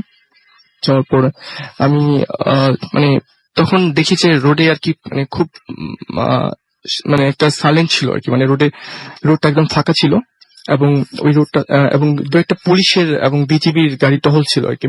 তারপর আমি রিক্সা নিয়ে চলে যাই হসপিটালে যাওয়ার পরে আমি দেখলাম যে আঙ্কেল এসছেন, এবং তিনি সেন্সলেস অবস্থায় ছিলেন সেখানে। তো তারপরে তাকে একটা রুমে নিয়ে যাওয়া হয় এবং ট্রিটমেন্ট যথারীতি শুরু হয়ে যায়। আমার অনেক কাজ করতে হয় ওই সময়টাতে, একটু দৌড়াদৌড়ির মধ্যে ছিলাম। তো মোটামুটি সবকিছু কমপ্লিট করে যখন রাত 2টা বাজে আমি ব্যাক করবো, যেহেতু আমি পাশে কাউকে বলে আসিনি, তো আমাকে ব্যাক করতে হবে। তো ওই সময় আমি অনেক ফ্রেন্ডকে দেখি আর কি, আমার অনেক ফ্রেন্ডরা সেখানে ছিল, সৈকত ছিল, জাহিদ ছিল। তো ওদেরকে আমি রেখে আসি, যেহেতু অর্ণব একা ছিল আর কি। তো অর্ণবের কাছে ওদেরকে রেখে আমি একাই বাসার দিকে রওনা হয়ে যাই। তো আমি যখন হসপিটাল থেকে বের হয়ে যাই, তো সেই সময়টাতে আমি দেখলাম যে রোডটা একদমই ফাঁকা ছিল, এবং কোনো রিক্সা বা বাসায় যাওয়ার মতো কোনো যানবাহন রোডে কিন্তু ছিল না। এবং আমি দেখছিলাম যে মানে রোডটা একদম শান্ত ছিল, এবং দু একটা পুলিশ এবং আপনি আগেও বলেছেন সেটা। পরে কি হলো? তো তারপরে আমি যখন ধানমন্ডি মানে 32 নম্বর, যেটা সবাই চেনে ধানমন্ডি যারা শুনছে, তো ধানমন্ডি 32 নম্বর বঙ্গবন্ধুর যে মিউজিয়ামটা রয়েছে, সেই মিউজিয়ামটার পাশে দিয়ে আমি হেঁটে যাচ্ছিলাম। তো হেঁটে যাচ্ছিলাম, যাওয়ার সময় আমি তার পাশেই যে ব্রিজটা আছে আর কি, সবাই জানে যেটা 32 নম্বর ব্রিজ বলে সবাই চিনবে। তো 32 নম্বর ব্রিজে যখন আমি আসি হাঁটতে হাঁটতে, একাই ছিলাম, তো তখন দেখি যে ব্রিজের যে ডিভাইডার মানে মাঝখানে যে যেটাকে রোড ডিভাইড করে দিয়েছে, সেই ডিভাইডার তার মাঝখানে আমি একটা ছোট্ট বেবিকে দেখতে পাই। সেটা ছিল মানে সদ্যজাত একটা বেবি, মানে এখনই জন্ম হয়েছে এরকম আর কি, কেউ ফেলে রেখে গেছে এরকম।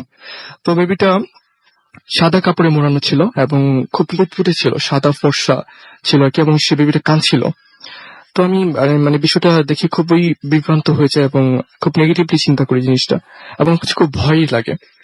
তারপর আমি খুব দ্রুত হাঁটা শুরু করি, যেহেতু রোডের অবস্থা খুবই বাজে ছিল। দ্রুত হাঁটতে শুরু করি এবং যখন আমি আবাহনী খেলার মাঠটা মানে যেটা স্টেডিয়াম বলে, ওইখানে যখন আসি, তো আবাহনী খেলার মাঠটার পাশে দিয়ে যখন হেঁটে যাচ্ছিলাম, আর কিছুটা 2 বা 3 মিনিট পরে আমার বাসা বের হয়ে যাবে। তো এখানে আসার সময় তো আমি দেখছিলাম যে সাদা কাপড় পরা একটা লোক আমার দিকে এগিয়ে আসছে। তো মানে আমি খুব ভয় পেয়ে যাই এবং খুব দ্রুত হাঁটতে শুরু করি। তো সেই লোকটা যখন আমার সামনে আসে, তখন সে আমাকে ইশারা দিয়ে আমাকে দাঁড়াতে বলে এবং আমাকে ইঙ্গিত করে, আমাকে নাম ধরে সে ডাকে নাই। সো ইঙ্গিত করার পর আমি যখন দাঁড়াই, তখন মানে লোকটার চেহারাটা বর্ণনা দিই। তো লোকটা ছিল অনেক লম্বা চওড়া দেহ ছিল তার, এবং সারা গায়ে ছোপ ছোপ দাগ ছিল, মানে ঘায়ের মতো একটা অবস্থা ছিল তার, এবং তার মুখে মানে গোটা গোটা ছিল এবং খুব কালো ছিল, বিভৎস একটা চেহারা ছিল। মানে আমি খুব ভয় পেয়ে যাই এবং সেই লোকটা আমাকে বলছিল যে তুমি রোডে আসার সময় যে বেবিটাকে তুমি ফেলে এসেছো, সেটা তোমাকে তোমার সাথে নেওয়া উচিত ছিল। আমি তখন মানে খুব অবাক হয়ে যাই যে সেই লোকটা কিভাবে এই বিষয়টা জানলো, যে যদিও আমি সেটা অনেক আগে ক্রস করে এসেছি, মেবি 6 থেকে 7 মিনিট আগে সেটাকে ক্রস করে এসেছি, বাট সে এখন সেই কথাটা কিভাবে জানলো। তো খুব ভয় পেয়ে যায় এবং বিষয়টা খুব অবাক করার মতো ছিল আমার কাছে। তারপরে আমি বলি যে যেহেতু আমি একটা ছেলে মানুষ, বাট এতটা রাতে আমি একা যাচ্ছি, তো প্লিজ আমাকে ছাড়েন, আমাকে যেতে হবে। বাট একটা ছেলে হয়ে আমি কিভাবে এই কাজটা করতে পারি, কারণ রোডের অবস্থা খুব খারাপ, মানে কিছুক্ষণ পর পর বিজিবি চলছিল। তো তারপরে আমি ওনাকে খুব কষ্ট করে যখন ক্রস করতে যাব, তখন সে আমাকে বলছিল যে আমার জন্য খুব দুঃসংবাদ অপেক্ষা করছে এবং এটাকে আমার মেনে নিতে হবে। তো আমি মানে খুব ভয় পেয়ে যাই এবং খুব দ্রুত মানে বাসায় চলে আসি, দৌড়ে চলে আসি। বাসায় এসে দেখি যে বাসায় সিকিউরিটি গেট লক করে দিয়েছে, তাকে ডেকে ওঠাতে হয়, অনেক কষ্টে তাকে ডেকে ওঠাই ঘুম থেকে। তো বাসায় যখন আসি, তখন আমার 102 ডিগ্রি জ্বর ছিল, মানে জ্বর চলে আসে। বিষয়টা এতটাই মানে ভয়ের ছিল আমার কাছে। তো তারপরে কিছুক্ষণ পর আমার যে ফ্রেন্ডরা ছিল এখানে হসপিটালে, সৈকত আমাকে ফোন করে। তো ফোন করে আমাকে বলছিল যে একটা ব্যাড নিউজ। পরে আমি বলছিলাম যে কি হয়েছে। তো সৈকত আমাকে বলছিল যে আঙ্কেল আর বেঁচে নেই, মানে অর্ণবের বাবা মারা গিয়েছে আর কি। তো সেটা ছিল আমার জন্য একটা ব্যাড নিউজ। আর একটা গুড নিউজ ছিল, সেটা হচ্ছে যে অর্ণবের যে বোন ওই হসপিটালে অ্যাডমিট ছিল, যার ডেলিভারি হওয়ার কথা ছিল, তার ফুটফুটে একটি ছেলে সন্তান হয়েছে। তো বিষয়টা আমার কাছে মানে খুবই একটু অদ্ভুত মনে হয়েছিল যে আমাদের দুঃসংবাদ ছিল একটি, এবং সেই সাথে একটি ভালো সংবাদ ছিল। তো পরদিন আমি আবার হসপিটালে যাই। সেদিনটা ছিল মানে পুরো একটা কান্নার একটা অবস্থা ছিল, এবং সেই সাথে একটা ভালো লাগার অবস্থা ছিল, যেহেতু তার বোনের একটা নিউ বেবি হয়েছে। তো তারপরে আমি বিষয়টা একটু খেয়াল করে দেখলাম যে বেবিটা কিন্তু দেখেছিলাম, যার চেহারাটা ছিল অনেক ফর্সা, ধবধবে ছিল, এবং সেই নবজাত শিশুটির মতে আমি তাকে আমার কাছে কেন যে মনে হচ্ছিল যে মেবি সেই বেবিটাই কি এটা, সেই অ্যান্সারটা আমি এখনো খুঁজে পাইনি। যারা লিসনার্সরা শুনছেন তারা চিন্তা করবেন, তারা ভাববেন যে বিষয়টা আসলে যেটা আমার সাথে হয়েছে সেটা কি সত্যি আমার হ্যালুসিনেশন ছিল। ওকে, থ্যাঙ্কস, আপনাকে অনেক ধন্যবাদ আপনার ঘটনার জন্য। আমরা আমাদের পরবর্তী ঘটনায় যাব, এবং আমি দেখতে পাচ্ছি যে অনেকে আমাদের SMS করছেন এবং অনেকে আমাদের অনেক কিছু জানাচ্ছেন SMS করে। সো আমি কিছু SMS পড়ে ফেলি। আমাদেরকে রায়হান ভুদাফান রায়হান SMS করেছেন, এবং রায়হান SMS এর উত্তরটা আমি এখন দিতে পারছি না, আমি sorry for that.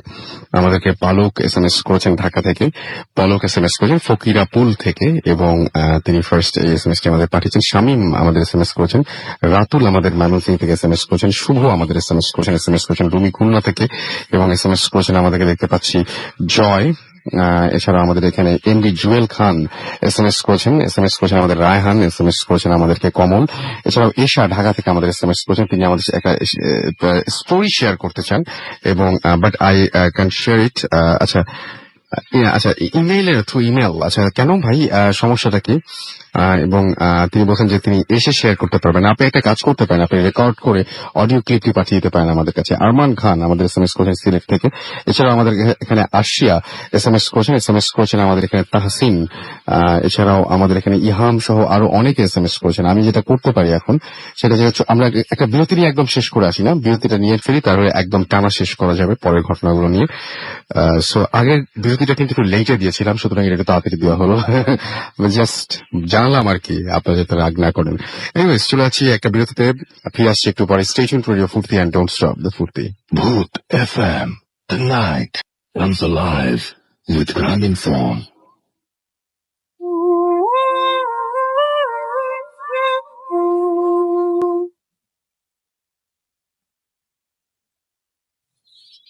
Welcome back. শুনছেন সবসময় রেডিও ফুর্তি, চলছে ভূত এফএম। আমি রাসেল আছি সাথে, আমার সাথে রয়েছে মাসুম এবং আজকের অতিথিরা।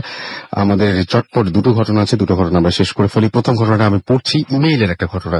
আসসালামু আলাইকুম রাসেল ভাই, আমি লিমা ধামরাই থেকে বলছি। রাসেল ভাই, এটা আমার পাঠানো দ্বিতীয় ঘটনা, আগেরটা অবশ্য সিলেক্ট করেনি। আশা করছি এই ঘটনাটি আপনার ভালো লাগবে। তো ঘটনাটা যাওয়ার আগে আমি বললেই যে আপনি এখন এই যে ঘরে বসে শুনছেন বা যেখানেই বসে শুনছেন, আপনি যদি গাড়িতে বসে শুনেন, সেখানে যদি হঠাৎ করে আবিষ্কার করেন একটা ছোট বাচ্চা আপনার সাথে রয়েছে, বা সেই ছোট বাচ্চাটা আপনার সাথেই থাকে এবং রেগুলার আপনি তাকে দেখেন এবং সেই ছোট বাচ্চাটা কোনোভাবে আপনার কাছ থেকে দূরে যাচ্ছে না, কেমন লাগবে? আপনারা অনেকেই মাছ মারার ঘটনা পছন্দ করেন, আপনারা অনেকে এই টাইপের স্টোরি পছন্দ করেন। তো দেখেন এই ঘটনাটা খুব ছোট, বাট কেমন লাগে আপনাদের কাছে, আপনাদের মতামত জানার জন্যই মূলত এই ঘটনাটা পড়া। এই ঘটনাটা হচ্ছে এটা আমার চাচার সাথে ঘটে যাওয়া ঘটনা, প্রায় 9 বছর আগের ঘটনা। চাচা বরাবরই মাছ ধরতে খুব ভালোবাসতেন, একরকম নেশা ছিল মাছ ধরার, কিন্তু সেদিনের ঘটনার পর তার এই নেশাটা পুরোপুরি চলে যায়। একদিন তিনি মাছ ধরার জন্য একটা খালে যান নৌকা নিয়ে। তিনি মাছ ধরতে সবসময় একাই যেতেন, সেদিনও যথারীতি একাই গেলেন। চাচা মূলত রাতে মাছ ধরতেন বেশি, তো সেদিন চাচা মাছ ধরছেন। সেদিন অন্য দিনের তুলনায় একটু বেশি মাছ উঠছিল জালে, তাই চাচা মনের আনন্দে মাছ ধরছিলেন। কখন যে রাত বেড়ে গেছে তার কোনো খেয়ালই নেই। চাচা একটু পরে খুবই ক্লান্ত হয়ে গেলেন এবং বিশ্রাম নেওয়ার জন্য তিনি নৌকায় বসলেন। হঠাৎ ঘুমিয়ে পড়লেন। রাত তখন প্রায় 1টা বাজে। তার হঠাৎ ঘুম ভেঙে গেল এবং তিনি জেগে যা দেখলেন তা কেউ দেখতে চাইবেন না, এবং তিনি দেখেন যে তার বুকের উপর একটা বাচ্চা শুয়ে আছে এবং ওনাকে চেপে ধরে আছে। চাচা এটা দেখে খুবই অবাক হলেন এবং প্রথমত চাচা নৌকায় ছিলেন, এখানে কোনো বাচ্চা আসা অসম্ভব। আর ওই বাচ্চাটাকে ছাড়ানোর জন্য তিনি শরীরে হাত দিলেন যখন, তখন চাচা নিজেকে ঠিক রাখতে পারলেন না, কারণ বাচ্চাটা সাধারণ কোনো বাচ্চা না। ওই বাচ্চাটার শরীরে কোনো হাড় ছিল না, শুধু মাংস আর চামড়া। এটা দেখে চাচা একবার একটা চিৎকার দিয়ে ওঠেন, কিন্তু ওখানে চাচা চিৎকার শোনার মতো কেউ ছিল না। চাচা এই অবস্থায় কি করবেন বুঝতে পারছিলেন না। বাচ্চাটাকে ছাড়ানোর জন্য আপ্রাণ চেষ্টা করছিলেন, কিন্তু কিছুতেই পারছিলেন না। ধস্তাধস্তি শুরু করে দিলেন তারা, এবং এমন অবস্থায় হঠাৎ করে তার মাছ সমস্ত পানিতে পড়ে গেল, সাথে সাথে বাচ্চাটাও তাকে ছেড়ে দিল। চাচা সেদিনের মতো প্রাণ বাঁচিয়ে বাড়ি ফিরলেন। এখানেই যদি ঘটনাটা শেষ হতো তাহলে ভালো হতো, কিন্তু তা হয়নি। তারপর থেকে প্রতি রাতেই ওই বাচ্চাটা চাচার বুকে এসে চাচাকে চেপে ধরে থাকতো। চাচা নিজের ঘরে শুতো, তবুও তার পিছু পিছু তার ছাড় নাই। চাচিকে কথা জানালেন তিনি। সমস্যা দিন দিন বেড়েই চলল। পরে কোনো পথ না দেখে কিছুদিন পর চাচা হুজুর ডাকলেন এবং হুজুর তার বাড়ি বন্ধ করে দিল, এবং তারপর থেকে আর এরকম হতো না। হুজুর চাচাকে বলেছিল যে ওই বাচ্চাটা দুষ্টু একটা জিন এবং ওটা নাকি চাচার বড় কোনো ক্ষতি করার চেষ্টা করছিল। এটা ছিল ঘটনা। এবং আমি এই ঘটনার সবচেয়ে মেইন পার্ট যেটা, সেটা হচ্ছে যে ঘটনাটা কিভাবে এসেছিল, মাছের ঘটনার সাথে কতটা রিলেটেড যায় না। মাছ যেখানে মারতে গেলে অনেকের এরকম আজব ধরনের, কেউ বিড়াল দেখেন, কেউ মানুষ দেখেন, কেউ ছোট বাচ্চা দেখেন, কিন্তু আজব ব্যাপার হয়ে যায় সেটা যদি সঙ্গে থেকে যায় এবং প্রতি মুহূর্তে যদি সেটা আপনাকে বিরক্ত করে, বা প্রতি মুহূর্তে যেন যদি সেটা আপনাকে আর না ছাড়ে, আপনার সাথেই থেকে যায় চিরকালের মতো, তাহলে প্রবলেমটা। আমরা চলে যাচ্ছি আমাদের লাস্ট ঘটনায়। আমাদের আরো একজন অতিথি আছেন, আমরা তার কাছ থেকে শুনবো। নতুন তিনি এসছেন আমাদের এখানে, তিনিও। এবং আপনার নামটা একটু প্লিজ বলবেন, এবং আপনি খুব নার্ভাস, তারপরে আপনার নামটা বলবেন এবং আপনি কোথা থেকে এসছেন একটু বলেন। জি, আমি মোহাম্মদ হাসিব, বিএন কলেজ ঢাকায় পড়াশোনা করতেছি, এবার 2nd ইয়ারে। ওকে, শুনি আমরা ঘটনা। জি, আসলে আমি যে ঘটনাটা এখন শেয়ার করবো, এই ঘটনাটা আমার নিজের জীবনে ঘটেনি, আমার এক দুঃসম্পর্কের কাজিনের কাছ থেকে শোনা। আগে বলে রাখি আমার কাজিন ম্যারিড। মূল ঘটনাটা হয় আমার কাজিনের বাবার বাড়িতে। আমি এখন বাবার বাড়ির বর্ণনাটা দিয়ে নেই। আমার কাজিনের বাবা মা যে বাড়িতে থাকতো, বাড়িটা ছিল 5 তলা একটা বিল্ডিং। বাবা মারা থাকতো 3 তলায়। তার ঠিক পাশে একটা 3 শেড বাসা ছিল, যার পাশে একটা বেলগাছ ছিল। এই ছিল আসলে বাড়ির বর্ণনা। বর্ণনা, হ্যাঁ জি, তারপরে বলেন। ওই বাড়িতে একটা ফ্যামিলি থাকতো, যে ফ্যামিলিতে ছিল মা ও তার 2 ছেলে মেয়ে। সাম হাও আর কি মেয়েটা গলায় ফাঁসি দেয়, দেন অন্যান্য লাশের মতো এই লাশকে কবর দেওয়া হয় গ্রামের বাড়িতে নিয়ে। এই ঘটনার ঠিক 2 দিন পরে সকালে আমার কাজিন তার হাজবেন্ডকে নিয়ে বাবার বাড়িতে বেড়াতে যায়। দেন তারা সারাদিন ঠিক মতো কাটায়, রাতে খাওয়া দাওয়া শেষ করে ঘুমিয়ে পড়ে। মিনিমাম রাত 2টা কি 2:30টার দিকে আমার কাজিনের হাজবেন্ডের হঠাৎ করে ঘুম ভেঙে যায়। ঘুম ভেঙে ঘুম চোখে উনি দেখে যে জানালার পর্দাটা সরানো, বাট ভাইয়া যখন ঘুমিয়েছিল তখন দরজা কি পর্দাটা লাগিয়ে ঘুমিয়েছিল। পরে ভাইয়া যখন পর্দাটা লাগাতে যাবে তখন উনি বাইরে লক্ষ্য করে যা দেখে তা হলো তার সেই বাসার পাশে যেই বাড়িতে কি মেয়েটা গলায় ফাঁসি দিয়েছিল সেই বাড়ির পাশে বেলগাছের উপরে ফিমেল অবয়বের কিছু একটা উল্টা দিকে হয়ে বসে আছে। আচ্ছা। তো ভাইয়া দেখে খুব নার্ভাস হয়ে যায়, সাথে সাথে আপুকে ঘুম থেকে জাগায় এবং ঘটনাটা পুরোটা বলে দেখায়। দেন আপু ঘটনা দেখে নিজেকে আর কন্ট্রোল করতে পারে নাই, ভয়ে চিৎকার দেয়। চিৎকার শুনে ওই ফিমেল অবয়বটা পিছনে ঘুরে আপুদের দিকে আর কি তাকায়।